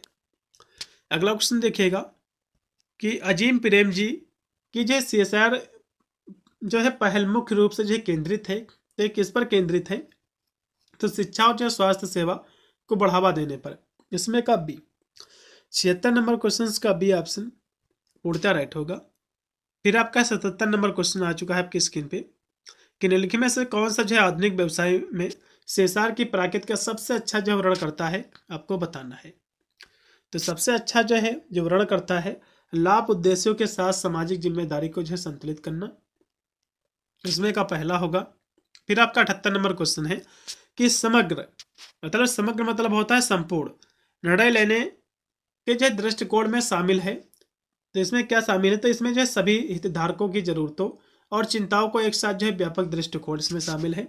इसमें का बी 78 नंबर क्वेश्चन का बी है। फिर 79 नंबर क्वेश्चन की प्रभावी निर्णय लेने के लिए कौन सा गुण आवश्यक है, आपको बताना है। तो इसके लिए जो है तो प्रभावी निर्णय का मतलब ये होता है, मान लो आप कहीं जो है सभा में गए, आप उसको सुन रहे हो, तो आप यदि जब सही से किसी व्यक्ति की बात सुनोगे तभी आप जो है प्रभावी आप निर्णय जो है ले पाओगे कि व्यक्ति ने क्या बोला है, सही बोला है कि गलत बोला है, तभी तो आप निर्णय ले पाओगे। तो प्रभावी निर्णय लेने के लिए कौन सा गुण आवश्यक होता है भैया? तो कहोगे क्लियर कम्युनिकेशन, स्पष्ट संचार, ठीक है, इसमें का बी। अगला क्वेश्चन भी आपका 80 नंबर है कि भगवत गीता सिखाती है कि जो है निर्णय निम्न पर जो है आधारित होना चाहिए। तो भगवत गीता हमें सिखाती है कि निर्णय जो है धार्मिकता मतलब धर्म और निस्वार्थता मतलब बिना स्वार्थ के जो है होनी चाहिए, ठीक है, यही हमको सिखाती है। इसमें का बी 80 नंबर क्वेश्चन का बी है। 81 नंबर क्वेश्चन की भगवत गीता के अनुसार एक नेता को जो है क्या करना चाहिए? भगवत गीता क्या कहती है एक नेता के बारे में? तो एक नेता को जो है क्या करना चाहिए ये आपको बताना है।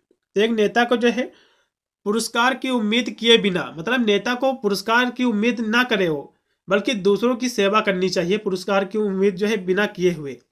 इसमें का राइट आपका होगा बी ऑप्शन। अगला क्वेश्चन भी आपका है 82 नंबर कि निम्नलिखित में से जो कौन सा संगठनों में जो है मूल्य एक प्रकार का मूल्य है, आपको बताना था। उस संगठनों में जो है जो सामाजिक मूल्य है यही इसका एक प्रकार है, इसमें का पहला।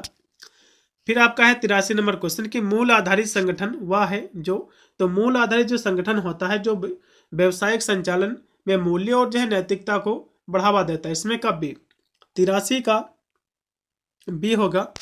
फिर 84 नंबर क्वेश्चन की प्रबंधन में पार सांस्कृतिक मानवीय मूल्यों का जो है उद्देश्य क्या है, आपको बताना है।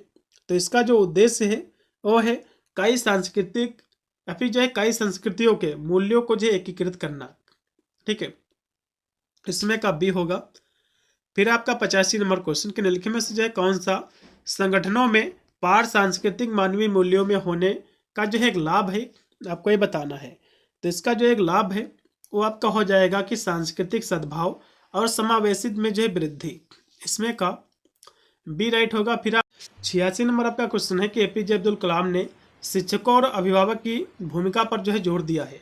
तो APJ अब्दुल कलाम का जो है मानना था कि जो टीचर होते हैं, जो माता पिता होते हैं बच्चों के, तो इन लोगों को जो है बच्चे में चरित्र जो उनके जो मूल्य होते हैं उसका निर्माण करना चाहिए। इसमें का राइट होगा आपका बी। फिर आपका है 87 नंबर क्वेश्चन कि स्वामी विवेकानंद का मानना था कि चरित्र का निर्माण होता है। तो चरित्र का निर्माण जो होता है आध्यात्मिकता और नैतिक जो है साहस से होता है। इसमें का बी 87 का बी पूर्णतः राइट है। फिर 88 नंबर क्वेश्चन के एपीजे अब्दुल कलाम के अनुसार बच्चे के विकास में निम्नलिखित में से जो है किसकी भूमिका महत्वपूर्ण होती है। आपको बताया था बच्चे का जो विकास होता है इसमें एक तो माता पिता की भूमिका रहती है, माता पिता जो भी बच्चों को सिखाएंगे वे सीखेंगे। और दूसरा जहाँ पढ़ने जाता है बच्चा तो टीचर जो उनको सिखाएंगे जिस तरह से सिखाएंगे ज्ञान देंगे तो ये भी उसको जो प्रभावित करता है। तो इसमें का होगा आपका बी ऑप्शन। अगला फिर आपका है 89 नंबर क्वेश्चन कि निम्नलिखित में से जो है कौन सा सोशल मीडिया पर जो एक नैतिक मुद्दा है आपको बताना है। देखो सोशल मीडिया पर जो नैतिक जो मुद्दा है वो है गोपनीयता का उल्लंघन और डेटा का जो है दुरुपयोग। ठीक है, इसमें का बी ऑप्शन 89 का बी है। फिर 90 नंबर क्वेश्चन आपका कि निम्नलिखित में से कौन निजीकरण की दुविधा का सबसे अच्छा जो वर्णन करता है। तो निजीकरण का मतलब होता है कि प्राइवेट। ठीक है, तो निजीकरण की दुविधा का सबसे अच्छा वर्णन इन ऑप्शनों में से कौन करता है आपको ये बताना है। तो इसका वर्णन जो है सार्वजनिक कल्याण के साथ निजी स्वामित्व को संतुलित करना, यही इसका अच्छा वर्णन करता है। इसमें का बी ऑप्शन। ठीक है, मतलब जो है सार्वजनिक कल्याण तो सभी को कल्याण तो करना ही है और साथ में निजी स्वामित्व को संतुलित करना, इसी को हम कहते हैं। अगला क्वेश्चन फिर आपका है 91 नंबर है। उदारीकरण में दुविधा के अक्सर जो है शामिल होता है। मतलब जो है उदारीकरण में दुविधा में अक्सर जो है शामिल होता है। तो इसकी दुविधा में क्या शामिल होता है आपको ये बताना है। तो इसकी दुविधा में घरेलू उद्योगों की जो है सुरक्षा बनाम विदेशी निवेश में वृद्धि, इसमें का बी।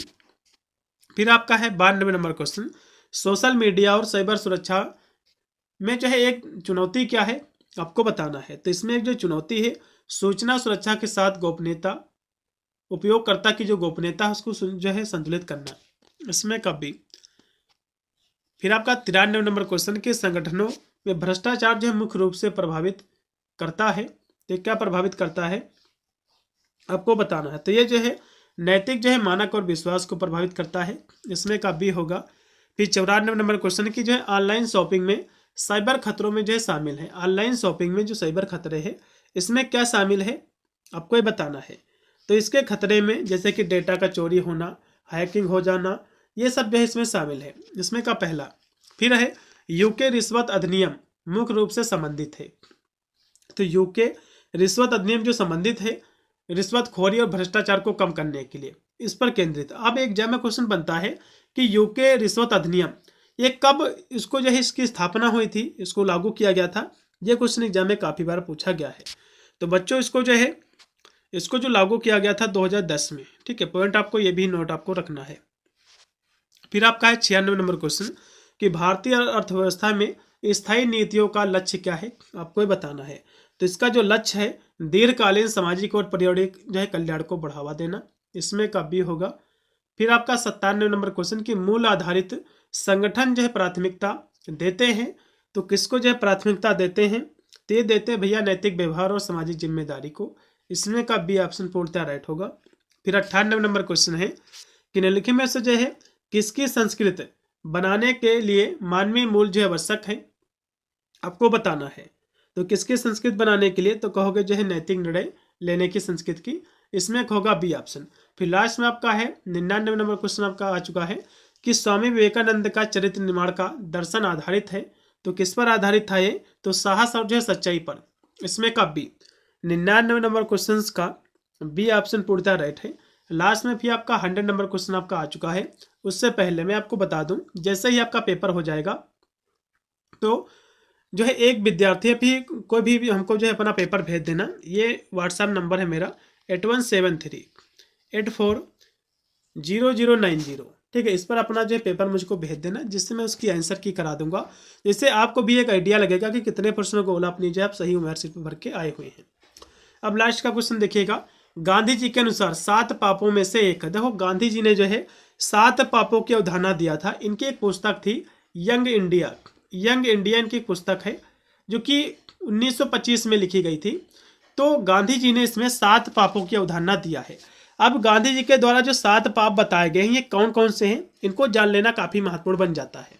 ठीक है, देखो पहला इन्होंने जो पाप बताया वो बताया था कि बिना काम के धन, क्या बताया, बिना काम के धन, मतलब बिना काम के धन नहीं प्राप्त हो सकता है, धन की प्राप्ति नहीं की जा सकती है बिना काम के धन। दूसरा इन्होंने बताया, बताया कि विवेक के बिना आनंद, दूसरा इन्होंने बताया कि विवेक के बिना आनंद यानी जो है सुख, आनंद मतलब सुख होता है, विवेक के बिना सुख, बिना विवेक के जो है सुख की प्राप्ति नहीं हो सकती है। उसके बाद तीसरा इन्होंने जो पाप बताया था कि चरित्र के बिना ज्ञान, मतलब बिना चरित्र के ज्ञान की प्राप्ति नहीं हो सकती है, इन्होंने बताया। तो चरित्र के बिना ज्ञान, चरित्र के बिना ज्ञान, तो इनको आप चाहे तो लिख सकते हो। ये 3 हो गए। फिर इन्होंने चौथा इन्होंने बताया था कि चरित्र के बिना ज्ञान हो गया। उसके बाद नैतिकता के बिना व्यापार, चौथा इन्होंने बताया नैतिकता के बिना व्यापार, नैतिकता के बिना व्यापार, ठीक है। उसके बाद पांचवा इन्होंने बताया था कि मानवता के बिना विज्ञान, मानवता के बिना जो है विज्ञान, ठीक है, मानवता के बिना विज्ञान। फिर उन्होंने छठा इन्होंने बताया था कि बलिदान के बिना पूंजा, बिना बलिदान के पूंजा सफल नहीं होगी, बलिदान के बिना पूंजा, बलिदान के बिना पूंजा, ठीक है। उसके बाद इन्होंने जो 7वां पाप बताया था कि सिद्धांत के बिना राजनीति, सिद्धांत विहीन राजनीति भी कह सकते हो, सिद्धांत के बिना जो है राजनीति, सिद्धांत के बिना जो है राजनीति। तो इनके 7 पाप है, ठीक है। तो इसमें से कौन सा भैया है, कौन सा 7 पापों में से एक, तो अभी मैंने आपको बताया कि विवेक के बिना सुख मतलब आनंद, तो ये 7 पापों में आता है, और कोई भी इसमें जो 7 पापों में से नहीं आता है। तो इसमें का दूसरा ऑप्शन, 7 पाप पता ही होना चाहिए आपको, कोई ना कोई पूछा जा सकता है। पहला इसका क्वेश्चन देखिएगा कि समग्र प्रबंधन की जो प्रेरणा ली गई है तो किससे ली गई, कहोगे भगवत गीता से।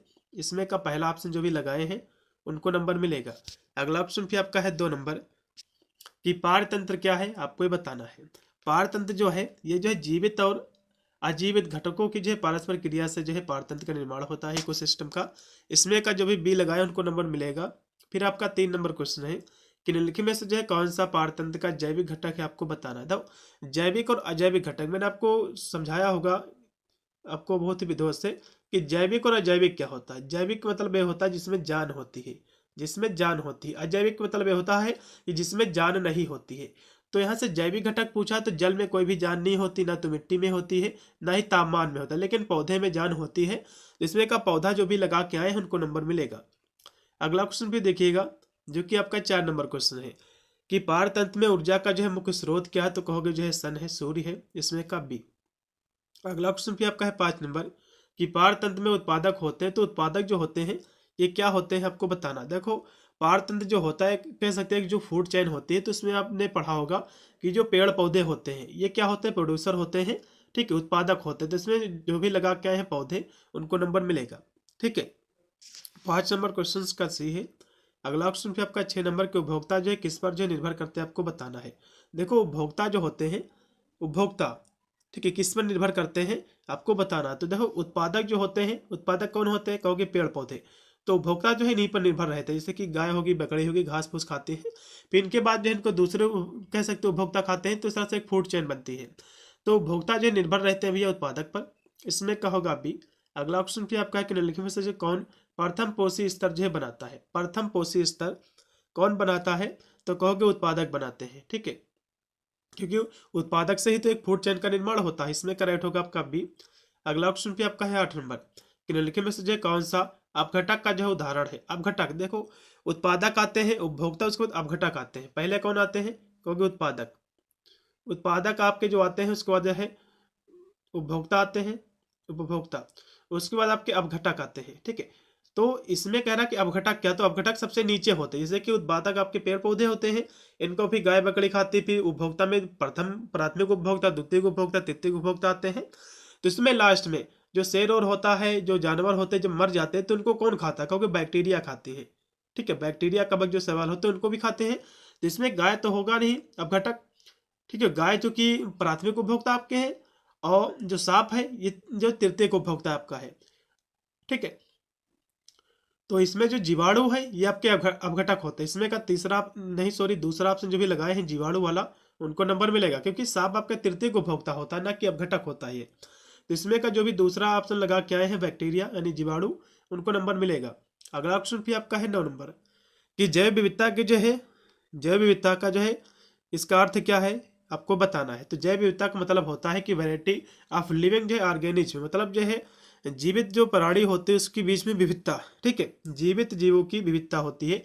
इसमें का तीसरा ऑप्शन जो भी गोला की उनको नंबर मिलेगा। अगला ऑप्शन भी आपका है 10 नंबर इन सीटू और एक्स सीटू। बहुत ही आपको विधोत से मैंने आपको समझाया था, इसमें किसी का भी जो है आंसर गलत नहीं होना चाहिए।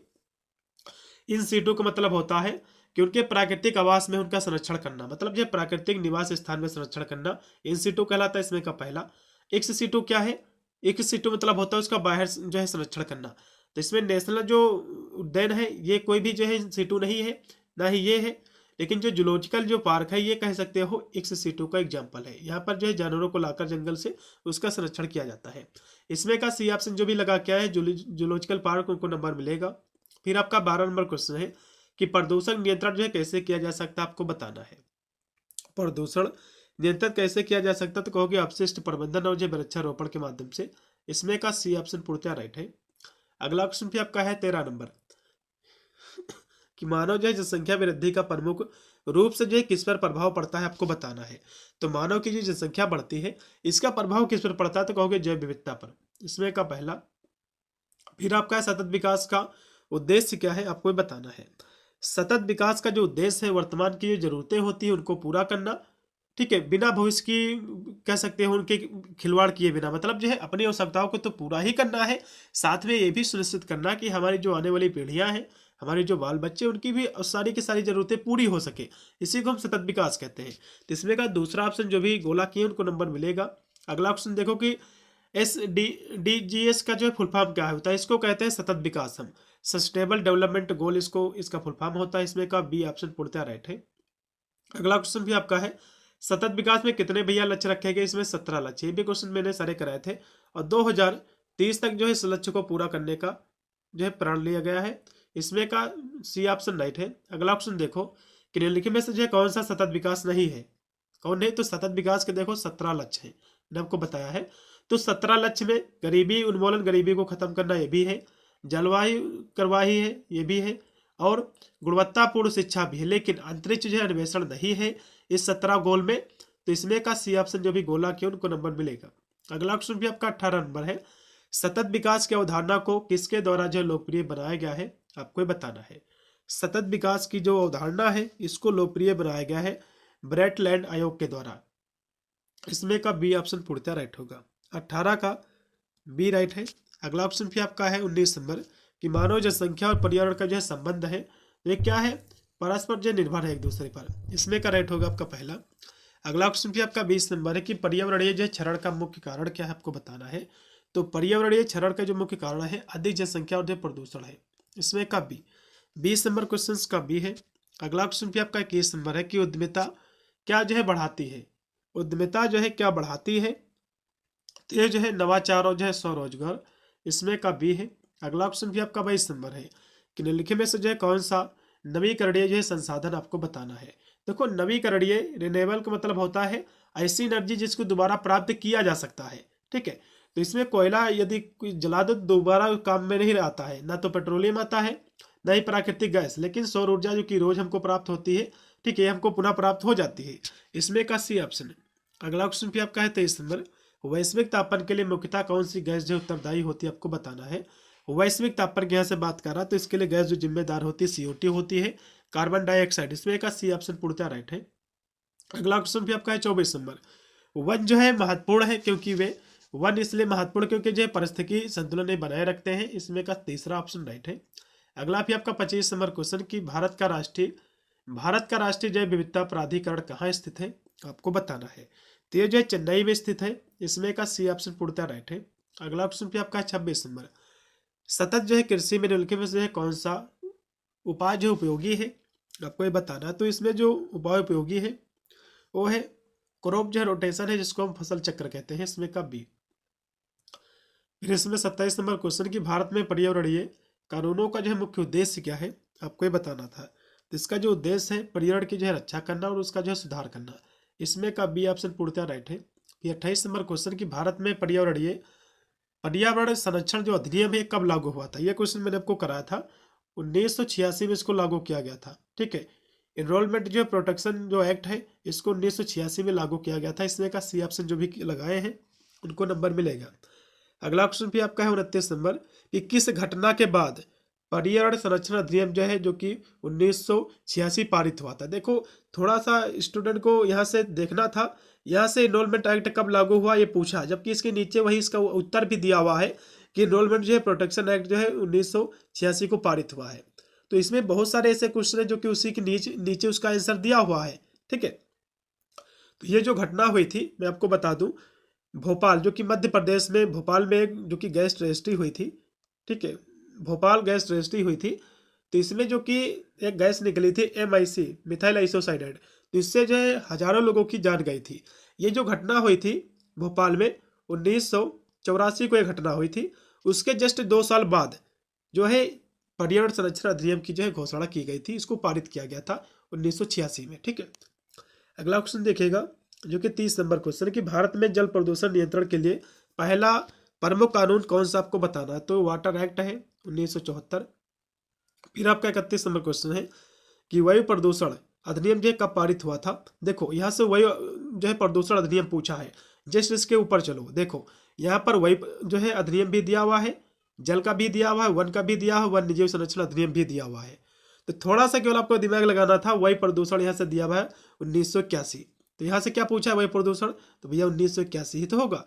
इसमें 2-3 क्वेश्चन तो एकदम सही दिया हुआ है, केवल आपको ऊपर वाला क्वेश्चन आपको देखना था बस। अगला क्वेश्चन भी 32 नंबर क्वेश्चन के भारत में वन्य जीव प्रजातियों के संरक्षण के लिए कौन सा अधिनियम बनाया गया है, आपको बताना है। तो यह अधिनियम बना था 1972 में। कौन है अधिनियम भैया, वाइल्ड लाइफ प्रोटेक्शन एक्ट, जिसको हम वन्य जीव संरक्षण अधिनियम कहते हैं। इसमें का बी है। अगला ऑप्शन भी आपका 33 नंबर कि वन संरक्षण अधिनियम ये कब लागू किया गया है, 1980 में। ठीक है, इसमें का सी है। अगला ऑप्शन भी आपका कि भारत में पर्यावरणीय कानून लागू करने वाली प्रमुख संस्था का नाम आपको बताना है। तो कौन सी संस्था जो है इसको लागू करती है, तो कहोगे जो है इसको लागू करती है। इसमें का सीबी जिसको हम कहते हैं सेंट्रल पोल्यूशन कंट्रोल बोर्ड। इसमें का बी ऑप्शन। 34 का बी है। ये 35 नंबर आपका क्वेश्चन कि राष्ट्रीय हरित प्राधिकरण जिसको हम NGT कहते हैं, नेशनल ग्रीन ट्रिब्यूनल, इसकी स्थापना कब हुई थी भैया, 2010 को मैंने काफ़ी आपको बताया था। ठीक है, तो कहाँ इसकी स्थापना हुई थी, दिल्ली में हुई थी, ये भी मैंने आपको बताया था। NGT का जो मुख्यालय कहाँ स्थित भैया, तो दिल्ली में स्थित है। इसमें कब भी। अगला क्वेश्चन भी आपका है NGT के जो है अध्यक्ष की नियुक्ति कौन करता है, आपको ये बताना था।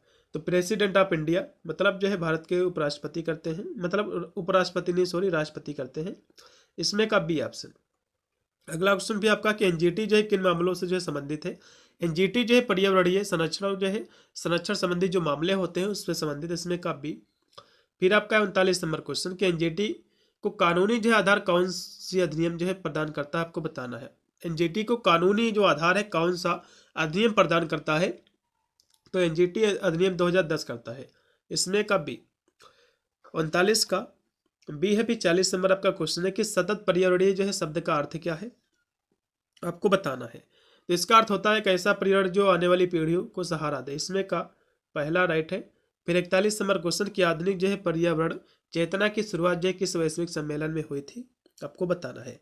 तो इसकी जो शुरुआत हुई थी वो हुई थी स्टॉकहोम सम्मेलन जो कि 1972 में हुआ था। इसमें का डी। फिर इसमें है 42 नंबर क्वेश्चन कीटो प्रोटोकॉल का जो है संबंध किससे है, आपको बताना है। इसका संबंध देखो बच्चों ग्रीन हाउस गैसों से है कीटो प्रोटोकॉल का। इसमें का जो भी बी ऑप्शन लगा के आए हैं 42 का उनको नंबर मिलेगा। फिर 43 नंबर क्वेश्चन आपका कि पेरिस समझौता 2015 का उद्देश्य क्या है आपको बताना है। तो इसका जो उद्देश्य है वैश्विक तापमान वृद्धि को जो है सीमित करना, इसमें का सी है। फिर आपका वैश्विक जलवायु परिवर्तन की निगरानी करने वाला अंतर्राष्ट्रीय संगठन कौन सा है, तो ये जो संगठन है UNEP है, इसमें का बी ऑप्शन राइट होगा। अगला ऑप्शन भी आपका 45 नंबर है कि वायु गुणवत्ता सूचकांक जिसको हम AQI कहते हैं, एयर क्वालिटी इंडेक्स, ये क्या दर्शाता है, तो जाहिर सी बात है वायु में प्रदूषण के स्तर को दर्शाता है, क्योंकि ए मतलब होता है एयर, वायु में जो प्रदूषण का स्तर है उसको दर्शाता है, इसमें का होगा बी। फिर आपका है जो AQI है, एयर क्वालिटी जो इंडेक्स है, ये 0 से 50 तक इसको सबसे अच्छा माना गया है, ठीक है, सबसे अच्छा इसको माना गया, इसमें का सी। फिर है 400 से अधिक एयर क्वालिटी इंडेक्स भैया बहुत ही खराब होती है, ठीक है, बहुत ही गंभीर, इसमें का सी होगा। फिर निम्नलिखित में से जो है कौन सी AQI जो है शामिल नहीं, आपको बताना है कौन सी गैस जो है AQI में जो है शामिल नहीं है। तो एयर क्वालिटी इंडेक्स में SO2 भी आती है, CO भी आती है और PM जो है 2.5 भी आती है, लेकिन CH4 जो है ये भैया ग्रीन हाउस गैस है, ना कि ये जो है कह सकते हो ये एक AQI की गैस है। तो ग्रीन हाउस गैस है। CH4 क्या है भैया, तो कहोगे मीथेन है, ये क्या है, कहोगे मीथेन है जो कि एक ग्रीन हाउस गैस है। तो इसमें का जो भी विद्यार्थी लगा के आए हैं सी ऑप्शन उनको नंबर मिलेगा। अगला क्वेश्चन भी आपका है कि पर्यावरण जो है संरक्षण में क्या शामिल है, आपको बताना है। पर्यावरण संरक्षण में पुनर् जो है नवीकरण और जो है सतत विकास इसमें शामिल, इसमें क्या लगाओ सी। अगला क्वेश्चन भी आपका कि प्रदूषक जो है भुगतान सिद्धांत की अवधारणा का अर्थ क्या है, आपको ये बताना है। इसका अर्थ है कि प्रदूषण फैलने वालों से जो है क्षति की जो है भरपाई की जाए, इसमें कब भी। अगला क्वेश्चन पे आपका 51 नंबर की पर्यावरण जो है संरक्षण अधिनियम भारतीय संविधान के किस जो है भाग में उल्लेख है, तो मौलिक कर्तव्य का जो अनुच्छेद जो 51 है इसमें उल्लेख है इसका, इसमें का बी है। फिर है मानव मूल्यों का जो संबंध किससे होता है भैया, तो एथिक्स से होता है, नैतिकता है, इसमें का बी है।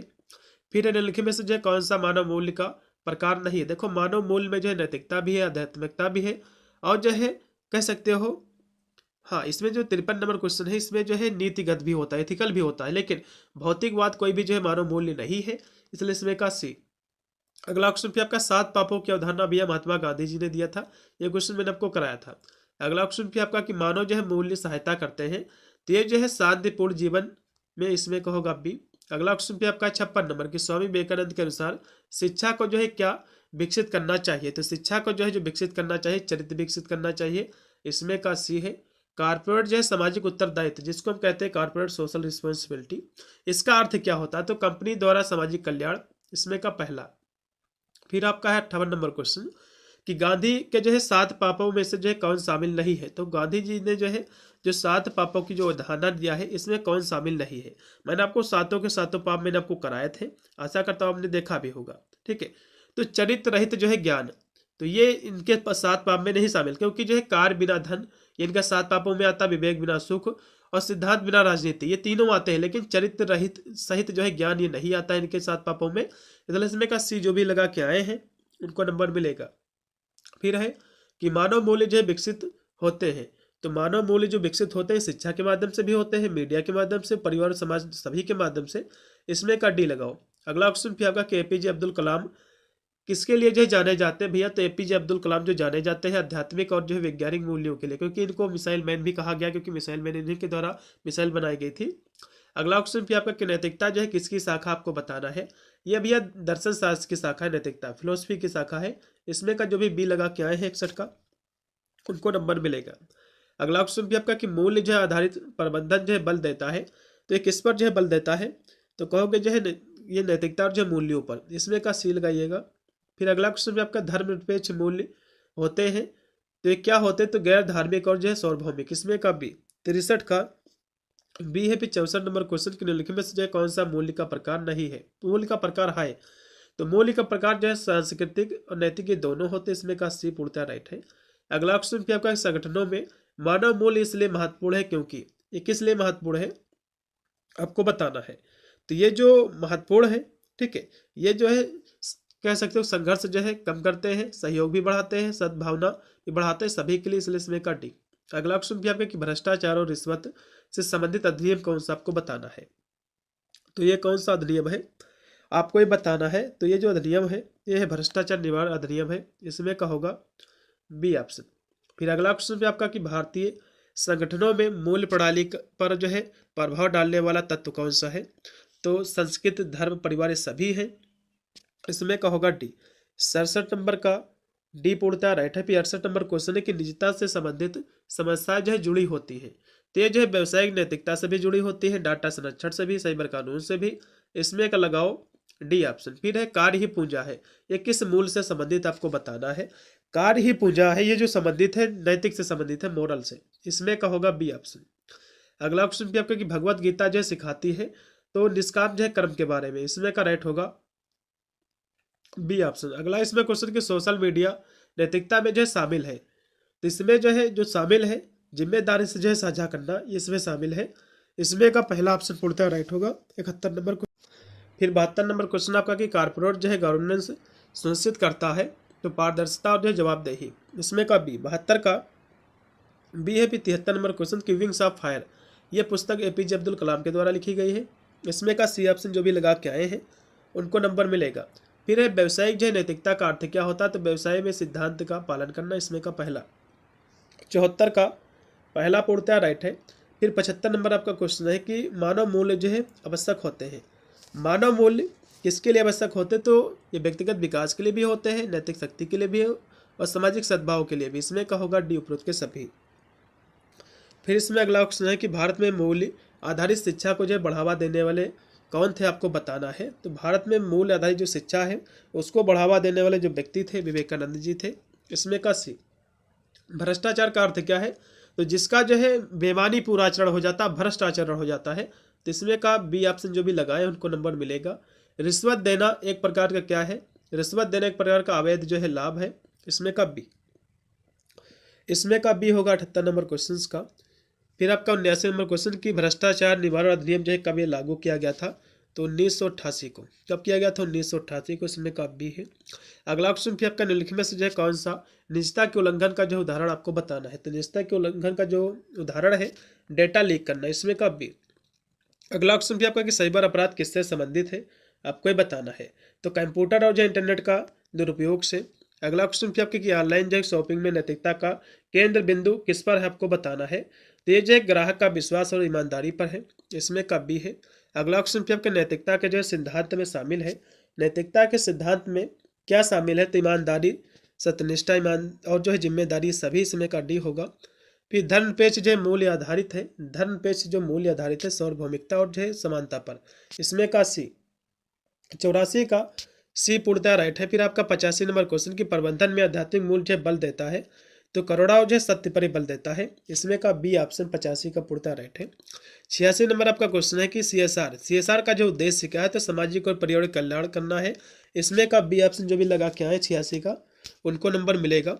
फिर आपका 87 नंबर क्वेश्चन कि रतन टाटा जो है प्रसिद्ध है तो सामाजिक रूप से जिम्मेदार व्यवसाय संबंधी जो है प्रथाओं के लिए। इसमें का बी। 87 का बी ऑप्शन पूर्णतः राइट है। 88 नंबर आपका क्वेश्चन कि निर्णय में जो है समग्र दृष्टिकोण का अर्थ क्या होता है, आपको बताना। तो समग्र मतलब होता है सभी पहलुओं को जो है साथ में देखना। इसमें का बी। 88 नंबर क्वेश्चन का बी है। फिर 89 नंबर क्वेश्चन की भगवत गीता के अनुसार श्रेष्ठ प्रबंधन का आधार क्या है, आपको बताना है। तो इसका आधार है निष्काम जो है कर्म है। ठीक है, बिना जो है फल की चिंता के अपने काम को करना। 89 नंबर क्वेश्चन का बी ऑप्शन। जो भी लगा के आए हैं उनको नंबर मिलेगा। फिर आपका 90 नंबर क्वेश्चन की प्रबंधन में धर्म का क्या अर्थ होता है, तो प्रबंधन में धर्म का अर्थ होता है कि धार्मिक आचरण जो है कर्तव्य होता है। इसमें का बी। 90 का बी है। फिर क्या नंबर आपका क्वेश्चन है कि निम्नलिखित में से जो है कौन सा साइबर अपराध नहीं है। देखो हाइकिंग भी साइबर अपराध है, फिशिंग भी है, चोरी भी है, इसमें जो है पहचान की चोरी भी है। लेकिन चैरिटी दान कोई भी जो है साइबर अपराध नहीं भी है। चैरिटी दान तो और अच्छा काम होता है। ठीक है, तो कोई भी साइबर अपराध नहीं है। तो इसमें का सी। जो भी लगा के आए हैं उनको नंबर मिलेगा चैरिटी जो है दान का। फिर है 92 नंबर क्वेश्चन है कि नैतिक जो है निर्णय प्रक्रिया में शामिल है, तो इसमें तार्किक और जो है नैतिक सोच इसमें शामिल। इसमें का बी। 92 का बी राइट है। फिर 93 नंबर आपका क्वेश्चन की पारदर्शिता का अर्थ क्या है। पारदर्शिता का जो अर्थ है स्पष्ट और जो है खुला संप्रेषण है। इसमें का बी।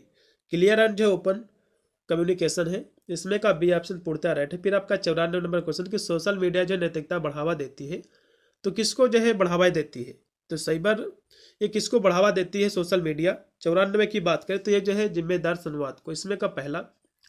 फिर है समग्र जो है प्रबंधन हुआ है, जो समग्र प्रबंधन क्या है, नैतिकता कर्तव्य एवं जो है परिणाम में संतुलन जो है रखना, इसमें का बी। 95 का बी है। फिर 96 नंबर आपका क्वेश्चन है कि निम्नलिखित में से जो है कौन सा कारपोरेट जो है नैतिक अभ्यास का उदाहरण है, तो जो है निष्पक्ष व्यापार और जो है पर्यावरण हितैषी जो है उत्पाद, इसमें का बी।